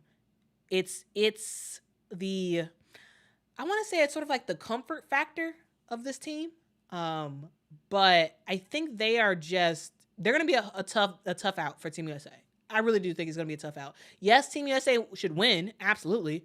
But it's going to be a tough game because Belgium, these players, they are so comfortable with each other. They have played with each other for a long, long, long time. And I'm like, okay, they can give Team USA some issues. Like as I said with the Japan game, Belgium can shoot threes. They can shoot threes.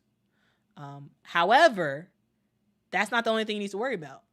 All right. Not only do you need to worry about 3-point shooting, you also need to worry about the post play because they actually do have post players, and they actually can play in the post. But one thing about them is they can live and die by the three. So if they have a bad shooting game, yeah, they're done for. But if Belgium can make their 3-point shots and then they start banging in the post, oh, you better watch out. You better watch out.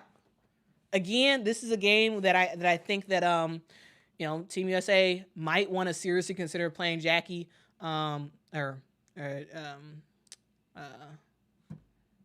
you might want to play a player like Jackie Young quite a bit in this game.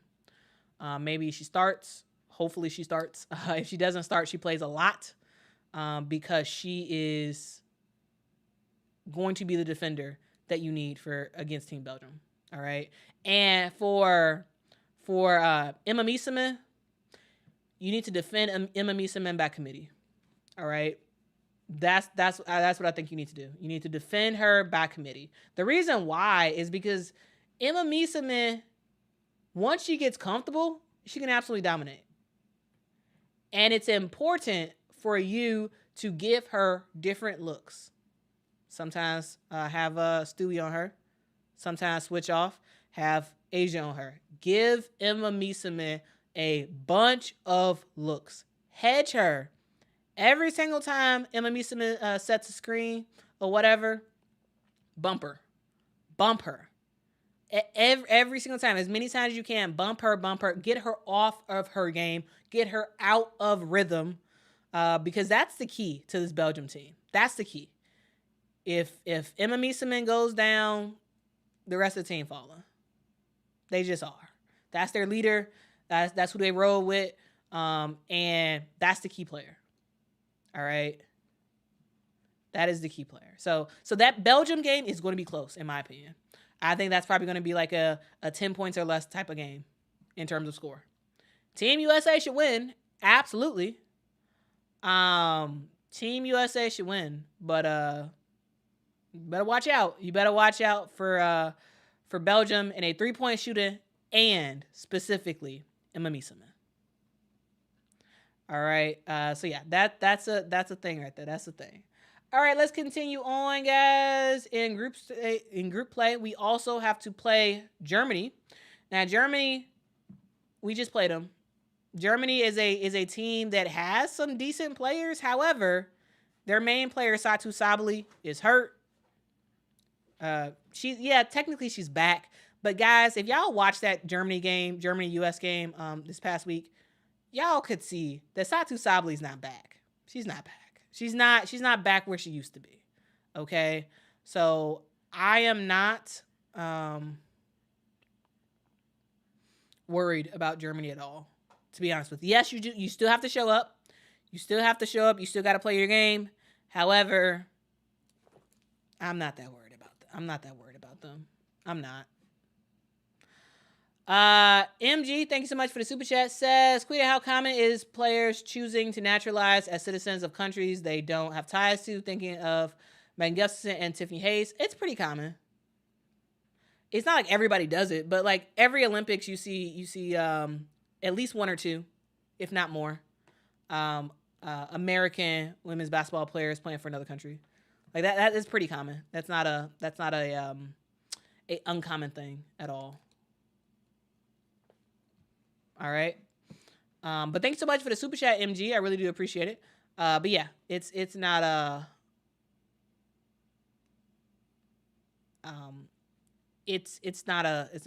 big deal, but it's pretty common though. It is. The most famous person, or I don't even know that that's famous, but the most well-known person who did that is Becky Hammond, who wanted to play for Team USA, was not good enough to make the roster, so she became a Russian citizen, and she played for Team Russia in the Olympics. And so it's a thing. It is absolutely a thing, guys. But since Megan Gustafson was brought up, I want to talk about Megan Gustafson, because guys, this girl is bowling. She is straight up balling. So if you don't know, Megan Gustafson played today. Her team, Spain, played against China. They won 90-89. And guys, the thing I want to talk about in this game, Megan Gustafson had 29 points for Spain. 29 points. 29 points, 8 rebounds, 5 steals, 2 blocks. She was absolutely dominant. Absolutely dominant. And I love to see it, man. I absolutely love to see it. Absolutely love to see it. So yeah, that's my excitement right there. That is my excitement. Megan Gustafson was balling. And unfortunately, I couldn't cover the game because I was trying to rest. but she absolutely was balling, absolutely. And that's why Spain needs her. That's why Spain needs her. But anyway, guys, let's continue on. But Donovan says, so why has Megan not been playing like that with Vegas? Because it's not the same thing. With Spain, Megan Gustafson is a primary option. So if she makes a mistake, she's not going to the bench. I think one of the issues with her in Vegas is, one, she's a really good player. I actually like that she's with Vegas, but it feels like sometimes she plays like she's afraid to make a mistake. I feel like sometimes that's what the bench players do. It feels like some, like for the Las Vegas Aces, that they play nervous or something. Like they don't play free because it feels like, oh, if they make a mistake, they go onto the bench. But with Spain, Megan Gustafson, she's playing the whole game, kind of regardless. They need her. They absolutely need her. So, she can play loose. She can play free because, you don't have to worry about it as much. But also, guys, she's playing China, and like in terms of defense, China's not that good, especially when it comes to post defense. Post defense, China's not very good at all. Though Li Yuru, offensively, she was dominant too. She had 31 points in the game today. So that's something to note. She had 31 points, 15 rebounds for Li Yuru. So yeah, that's the thing. All right, guys. Now here's the thing. Who else will Team US face? Who else do I anticipate Team US facing this Olympics? And the teams that should be watched out for. After the U.S. goes through the group stages, there goes the quarterfinals, and then the semifinals, and then the gold or bronze medal game. Team USA is possibly going to end up encountering France and or Australia. And to me, besides Belgium, those are the only two teams that's going to give the U.S. a problem. Besides Belgium, those are the only two teams that will give the U.S. a problem.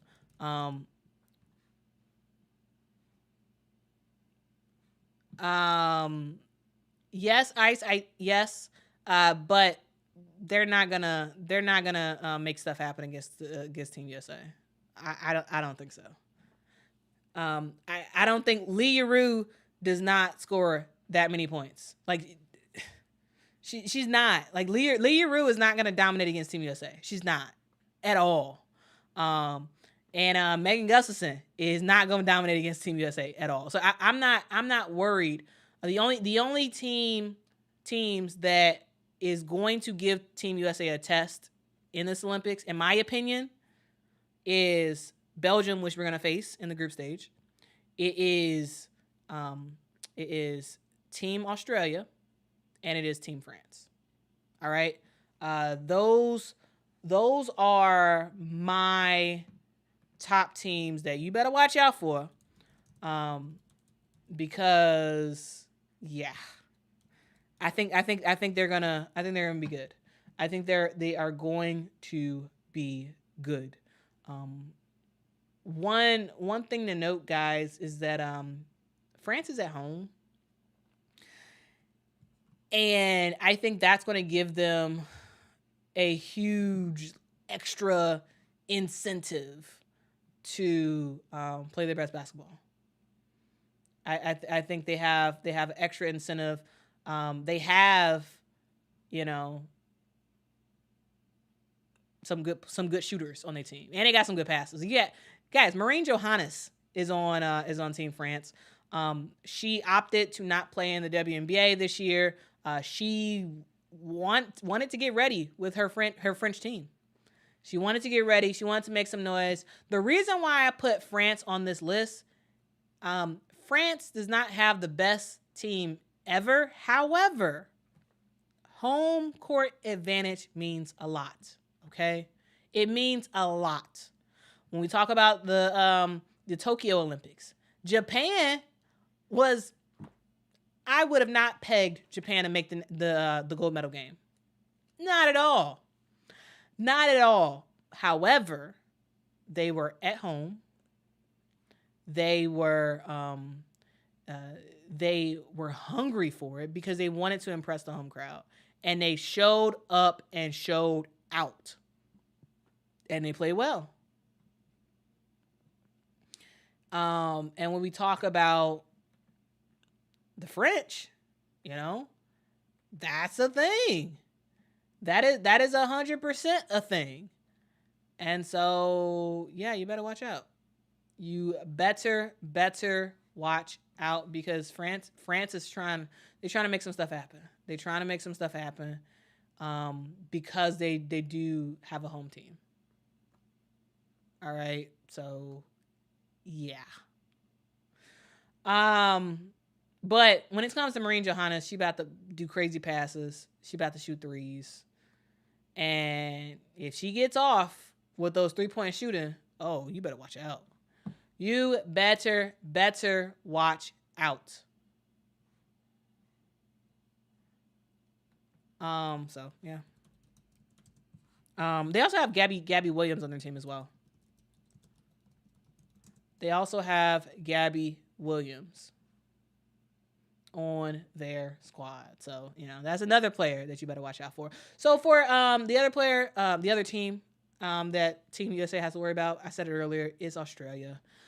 Yes, Beck Allen is hurt, and that is a huge loss for Team Australia. However, Team Australia is trying to get back to where they were before.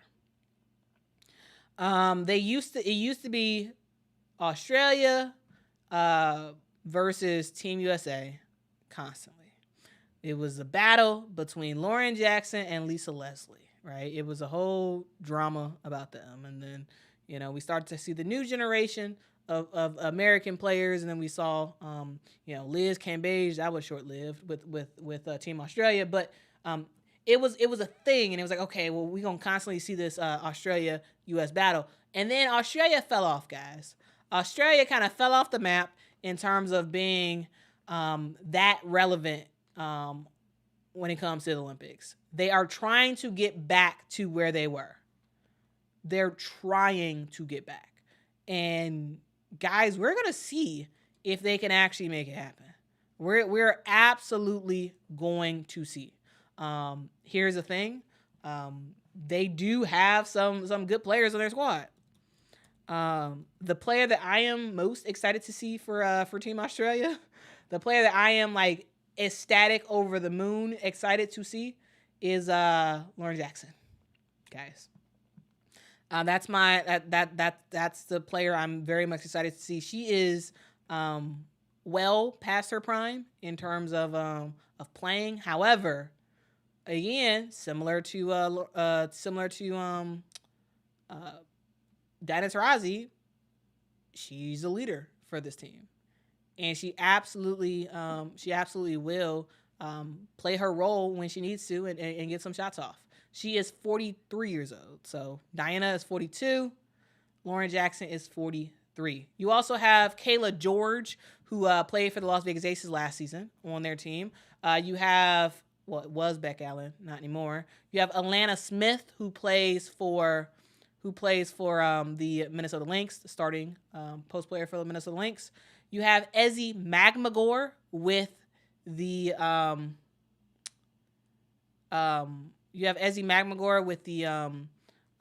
Seattle Storm, who's really, really good. You have Jade Melbourne, who I absolutely love Jade Melbourne. I think she is a super, super fun player that I've been watching in the W. She also plays for the Washington Mystics. I love to watch her. I think she's a fun player. I think she can shoot, and she can make some really good decisions for her team. You got Sammy Whitcomb, also can do some good stuff for Team Australia, and Christy Wallace, and also Steph Talbot, y'all too. Steph Talbot, Australian legend, Steph Talbot. So guys, Team Australia does have some really good pieces. They do. They got some really, really, really good pieces. Is Australia going to beat Team USA? No, I don't think so. But I think that's going to be like some of our biggest challenges. It's France because they do have some weapons and because they're home. It's Australia because they got some weapons and we know them. We know their weapons. We know what they can do. A lot of their weapons play in the United States, in the WNBA. So I think that's those are the challenges that Team USA has to worry about.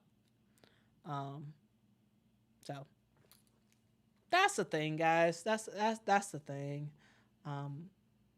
So when it comes to tough challenges for Team USA, again, Belgium, because we almost got to them in February, even when they didn't have Julie Allemand. France, because they're at home, and because they got some good players on their team, and Australia, because Australia got some good pieces. They do. Can they make it all work? We about to see, but they do have some good pieces. So that's kind of my thoughts right there. Hopefully that did make sense. Hopefully that did. All right. Now let's talk about keys. Because we got keys. All right. So keys to victory is 4 things, in my opinion. Technically 3. I add the 4th one is sure. Keys to victory is A'ja Wilson needs to dominate. The second key was Brittany Griner needs to be healthy, though she might not be. But guys, if we play Team China, Brittany Griner has to play. She has to play. That is the only game that she has to play in my opinion. Because China's too tall for Team USA without Brittany Griner. All right. So assume make a mental parentheses next to that Brittany Griner needs to be healthy. To in parentheses only if we play China. Other than that, whatever. But if we play China, Brittany Griner needs to be healthy. All right. 3rd point: Alyssa Thomas and Jewel Lloyd are key factors for Team USA. They are key factors. Alyssa Thomas is going to be huge coming off the bench for Team USA, and Jewel Lloyd, I think she needs to be a player who comes in, look for your shot. Like that's what you're doing. You ain't worried about nothing else. You looking for your shot. That's what you're doing. And the 4th one, guys, is coaching adjustments are critical. They are absolutely critical. Absolutely. And the reason why I say that is because we've seen it already. Sometimes, players on Team USA won't show up. Okay, but as a coach, you got to decide, hey, okay, Kelsey Plum is playing like this. Hey, you out. I'm no longer putting you at the point guard position. Making adjustments like that and saying, you know what, I'm gonna start Sabrina Ionescu, right? Making decisions about possibly starting Jackie Young, maybe for like a Diana Taurasi type of player or something like that, or having her play alongside Diana. There's going to be a lot of coaching adjustments that Cheryl Reeve has to make in this one, that is going to secure the gold for Team USA. All right, that's what we need. We need A'ja Wilson to be A'ja Wilson. We need Brittany Griner to be healthy if we play Team China. We need Alyssa Thomas and Jewel Lloyd to be exactly the players that they are. Alyssa Thomas, that means being the point forward that you are, finding your teammates, coming off the bench, giving good minutes, being being a bulldozer, and wearing out the opposing team. We need Jewel Lloyd to come in and shoot threes. We need her to get to the basket, and we need her to play her game. This needs to be like Seattle for her. All right, she needs to play like she plays in Seattle. And lastly, coaching adjustments are key. If certain stuff isn't working, okay, make some changes. You absolutely need to run through A'ja Wilson. If A'ja Wilson is on the court, she needs to be getting a lot of touches. A lot of touches. You're not gonna win. You're not gonna easily win gold just using guard play. You need to win through the post. That's how you're gonna win. You're gonna win through the post. All right. So yeah, those are my thoughts.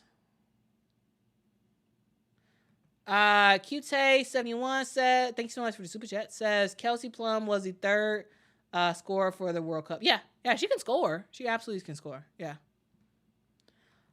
Charles says, Quita, do you have a moderator? I do, but I don't think they're on right now. Yeah, I don't think they're on. There's a lot of stuff going on in the chat. Yes, let's clear this up. MR is 100% right. Cheryl Reeve does not hate Caitlin Clark. Guys, please. Please. Stop saying that. She doesn't. And guys, I don't really want to do this because I'm to be honest with you, I think I'm tired of making videos about Caitlin Clark in the Olympics. I think I'm tired of it.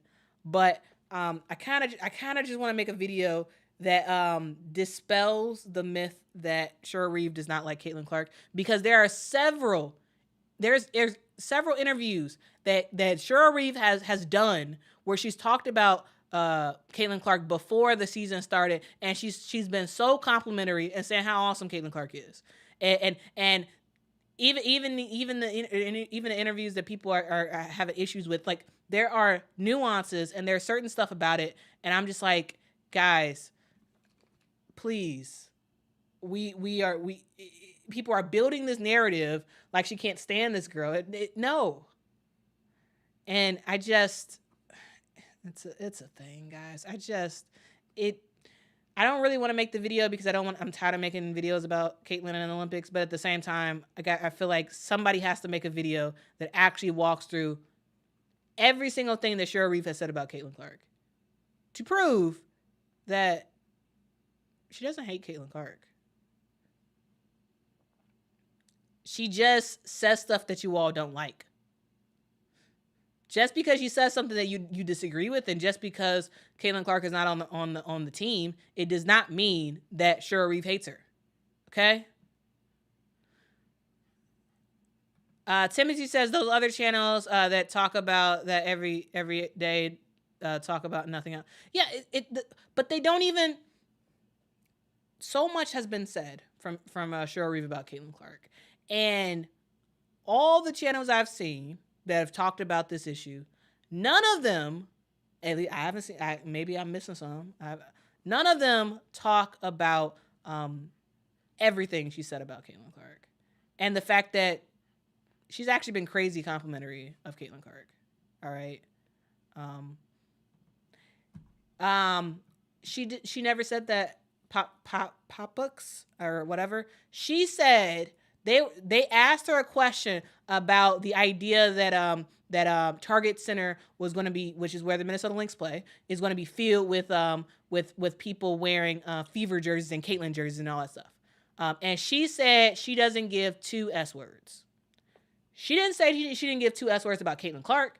She said the idea that the Target Center where the Minnesota Lynx play would be packed with would be packed with Fever fans. She said she didn't care about that. How is that anti-Caitlin Clark? What are we talking about, guys? Like, I don't understand. Like, people are intentionally misconstruing stuff intentionally with thumbnails and titles and crazy stuff that's being said. Like, you make her seem like she's evil. She's not. You may disagree with her. You may disagree with her opinions about stuff. You may disagree with the shirts that she wears. You may disagree with the fact that Caitlin Clark is not on the team. But the lying and the misconstruing about what she is saying is wrong. But you get clicks and views, and it works out for you because you make a lot of money. But it's wrong. It is very wrong. But it was never going to stop. It was Chrissy Sides earlier in the season. It was Angel Reese at first. Then it was Chrissy Sides and Aaliyah Boston and Kelsey Mitchell. Now it seems like Aaliyah Boston's fine now. So, but it's still Chrissy Sides. Though that one's kind of lowered down because number one right now is Shura Reeve.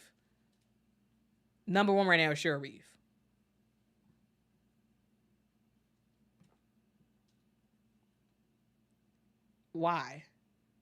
And now today is Dawn Staley. And guys, that is exactly why I put out that video earlier today about Caitlin and what Dawn Staley had to say, is because I knew once I heard that, I was like, oh my goodness, there's going to be a massive amount of channels that's about to completely misconstrue what Dawn Staley said. And I was like, there has to be somebody on YouTube that will just give you exactly what she said. And yeah, I do give a little commentary about it, but I stay on with what Dawn Staley said. Dawn Staley never said she made a mistake. She never said it. She never said she made a mistake. Never.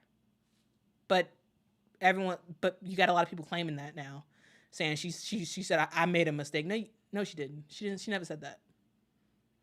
But you'll get a lot of views from that. So I wanted to put that out there. I didn't really want to put. I wanted there to be some video that actually just went through exactly what she said, no sensationalism, straight to the point, and leave. Because I knew it was going to be scattered with sensationalist stuff, and it was going to be crazy. Timothy says, one channel said today that Dawn Staley said they made a mistake not putting someone on Team USA. It was a total lie. Yeah. Dawn Staley never said it was a mistake. She never said it. She never said it.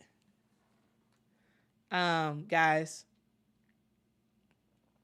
I just don't get it. Actually, I do get it. I do get it. It makes sense because you get a lot of clicks and views. You get a lot of clicks and views. I'm pretty sure we probably got some channels probably got like 50,000, maybe like 75,000 off what Dawn Staley said and misconstruing what she said. I'm pretty sure if I search now, I'm gonna find a whole bunch, because it's actually way more beneficial to lie about what she said than to actually say what she said. And then you're gonna make a whole bunch of people be like, I can't stand Dawn Staley, she's horrible, and you don't even know the facts. You don't even know them, but they think they know them because they believe the person who was telling them stuff. Dawn Staley said, if we had to do it all over again,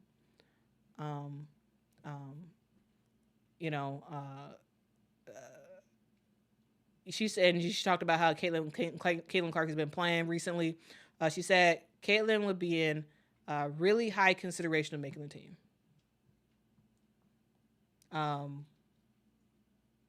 So yeah, like we gotta just say what happened, and move on. But yeah. Leslie, this is a good one. Leslie said, if you can't spell her name right, you definitely not a fan. There's so many people Caitlin with a Y. Caitlin with a Y. Because that's her name. If y'all didn't know, she says she has it with the Y in it. It just got made up. It just got made up. Oh man. The player awards is going to be August the 6th, Tuesday, August the 6th. Tuesday, August the 6th. Correct, J-Dub. Correct. Yes. She would have been in high consideration. That does not mean she would have made the roster. But there's people claiming that she would have. And that Dawn Staley said she was made a mistake. I think Dawn was just being honest. I think Dawn was just being honest. I don't know. I don't know. I think she was just being honest.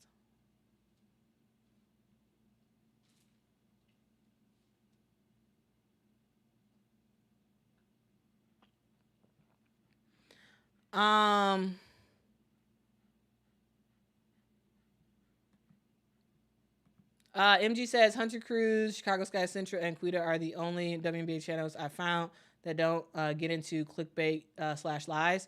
I would also add the next to your list. I would also add the next. I think they put out some really good work too.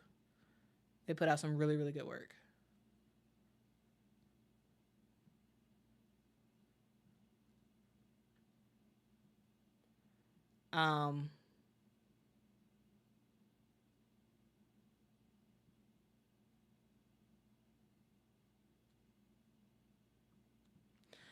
Paris says, if you're a toxic Clarkie, you're not a Clarkie at all, because Caitlin Clark does not entertain negativity. So who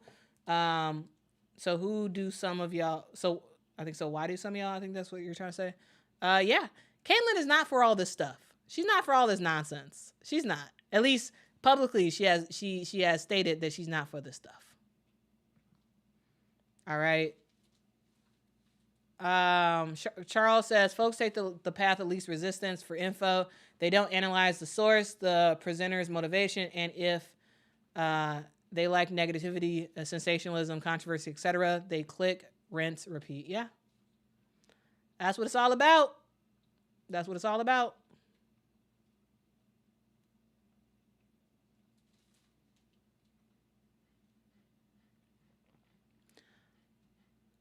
Maddox, I'm gonna save that for next week. I'm gonna save that for next week. Hint, hint, wink, wink at a future video.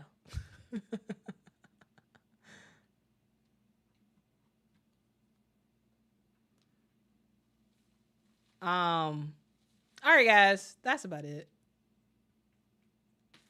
That's about it, guys. Thank y'all so much for rocking with me. I really do appreciate it. I really, really do. Oh, I missed this one. Thank you so much, Kierlin. Thank you so much for the super chat. Says Quita equals prime time. Really? You give us reason to watch you. USA coach said, USA coach said, don't give two blanks about me. Quita, I will watch Team USA because you've earned that respect and care about us. You're the best. I appreciate that. I appreciate you for rocking with me. I really do. You guys are like the absolute best. I really do appreciate y'all. The Olympic Games for women's basketball starts tomorrow, guys. We will see Team USA face off against Team Japan, guys. I will not be live for that game, but I will be on after the game is over to do some post game recap and analysis. So I'm gonna do that after the game is over. So I hope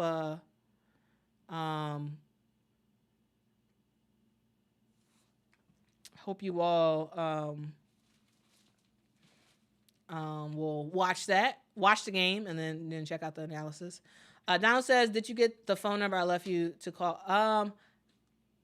Maybe. I don't know. I got to check. I have not checked my email and or other social platforms, so I don't know. Possibly. I'll check it. Donald. I'll check it. Thank you, Donald. But yeah, anyway, guys, I appreciate y'all. Have a great day. I got some Illuminati's in the refrigerator. I'm gonna warm up because, guys, I celebrated yesterday. With hitting 20,000 subscribers. My celebration was I got me some Illuminati's pizza. So I'm gonna go eat that deep dish pizza. But anyway, guys, appreciate y'all. Have a great rest of your day. Good night. Good night. Good night. As always, guys, be nice to somebody. Be nice to all people.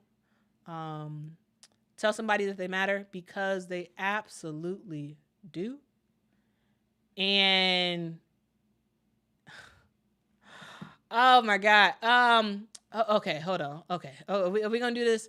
Popix, if I show you the clip right now, if I show you the clip, will you stop saying that will you stop saying that she said she didn't give two-ish about Caitlyn? If I show you the clip, will you then say that? Because she didn't say that, guys. She didn't. And I just don't understand why that's still coming about. Let me try to find the interview. Let me try to find it because I just it's a bit annoying. Let me try. I literally Google it and all I see is just clickbaity videos. I don't actually see the video. Where is the video? Because I'm about to find it. I gotta find it somewhere. Where is this thing? Guys, it's just so annoying that people are just they just keep lying. Like why are you lying for? I just don't get it.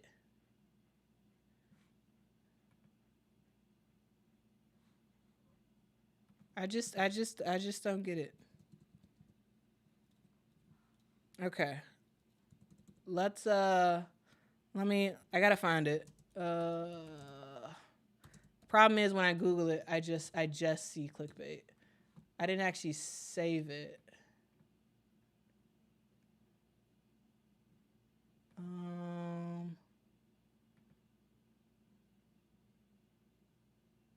Darn it. Where's the video? Where is the video? Because once I show it, it's gonna be like, oh, they're gonna move to something else, another argument. But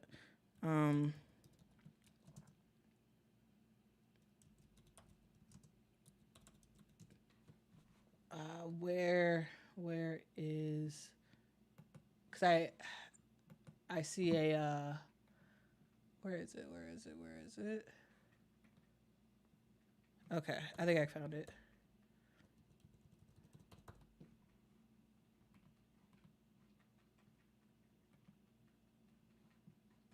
Dang it, I'm not signed in. Dang it. I gotta remember my TikTok. Log in.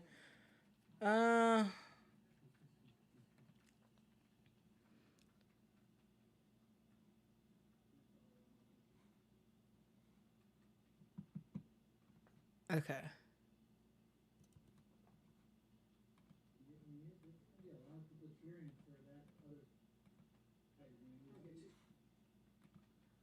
Okay. I found it. I'm about to show you. Are you still here? I'm about to show you. She never said that about Caitlyn. She said it about she didn't care about that there was a crazy amount of fans there for Caitlyn. Okay, hold on. Ugh, let me do this because I don't even know if the dude is still here to even see it.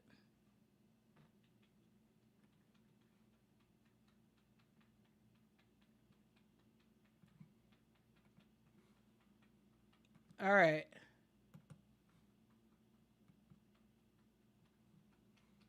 Let me share my screen.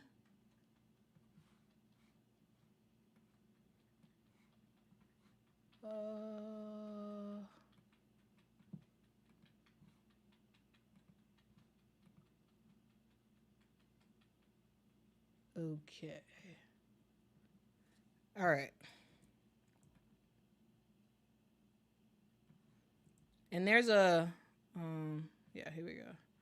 So the only place I could find it was TikTok. Okay, so let's look at it. All right. Okay.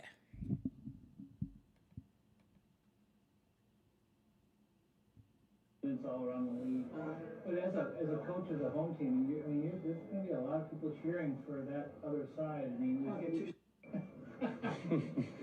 how about one? Not even one. Hopefully y'all heard that.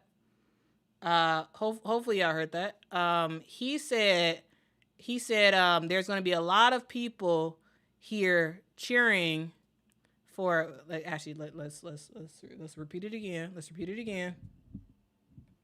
All around the league, but as a coach of the home team, there's going to be a lot of people cheering for that other side. I mean,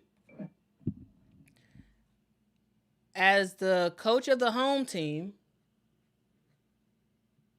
as the coach of the home team, you're going to have a lot of people here cheering for the other side.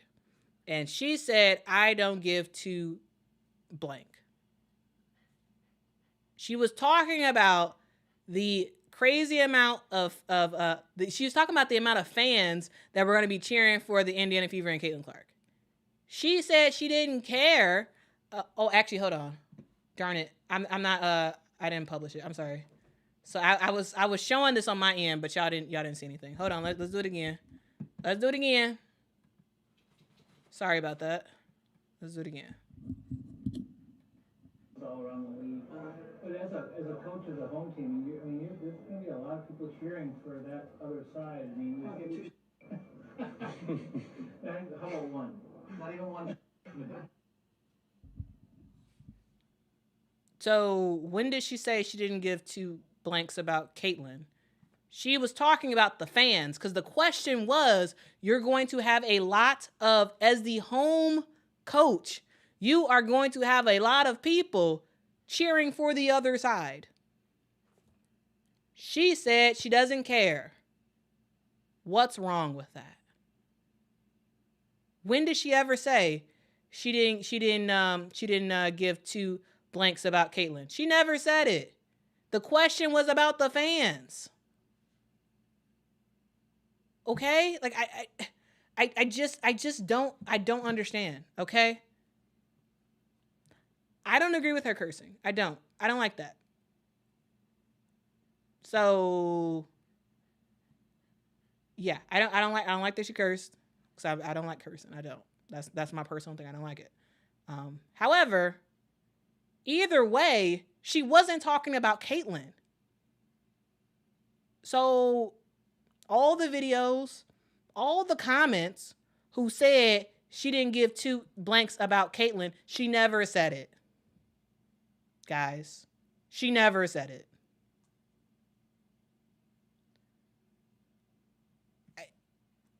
At some point, do we understand reality? Can we hear? Can we hear?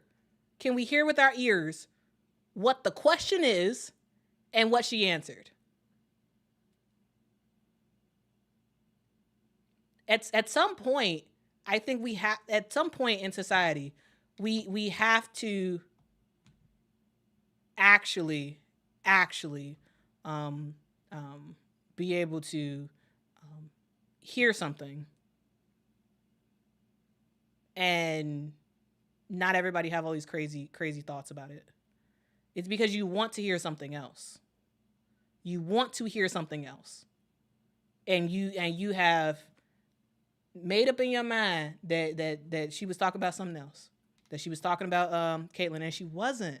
Stop the cap, guys. Stop lying. I just don't get it. Again, one more time. We're gonna play it one more time. Again, she was talking about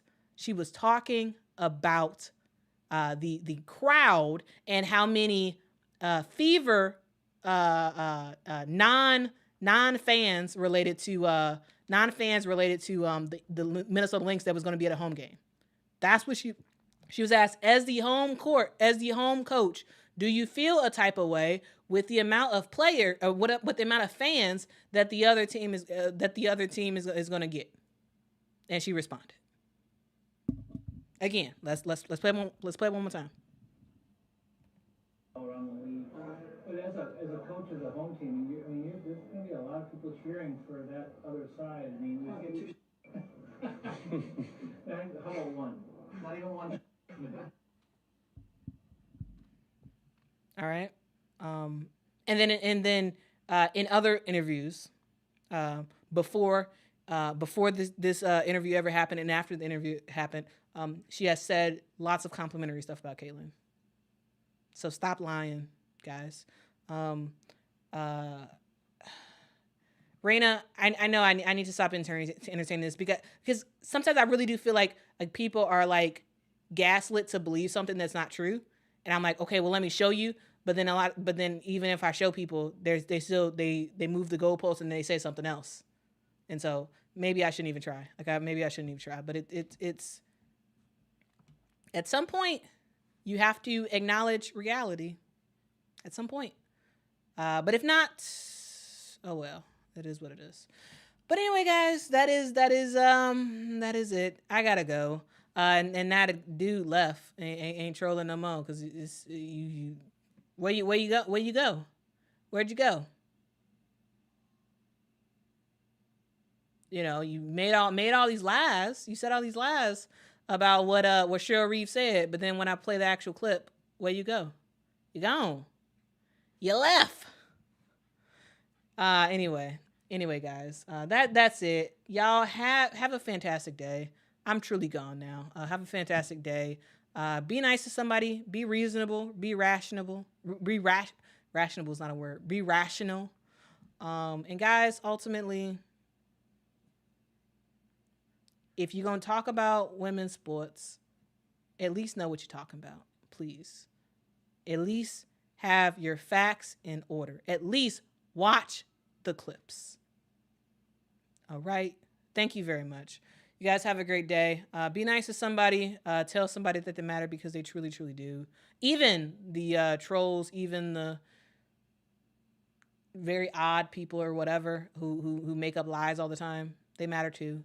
So you are important as a person, regardless of any random lies that you believe. And I hope one day that you actually listen. Anyway, guys, I'll see you next time. Bye-bye.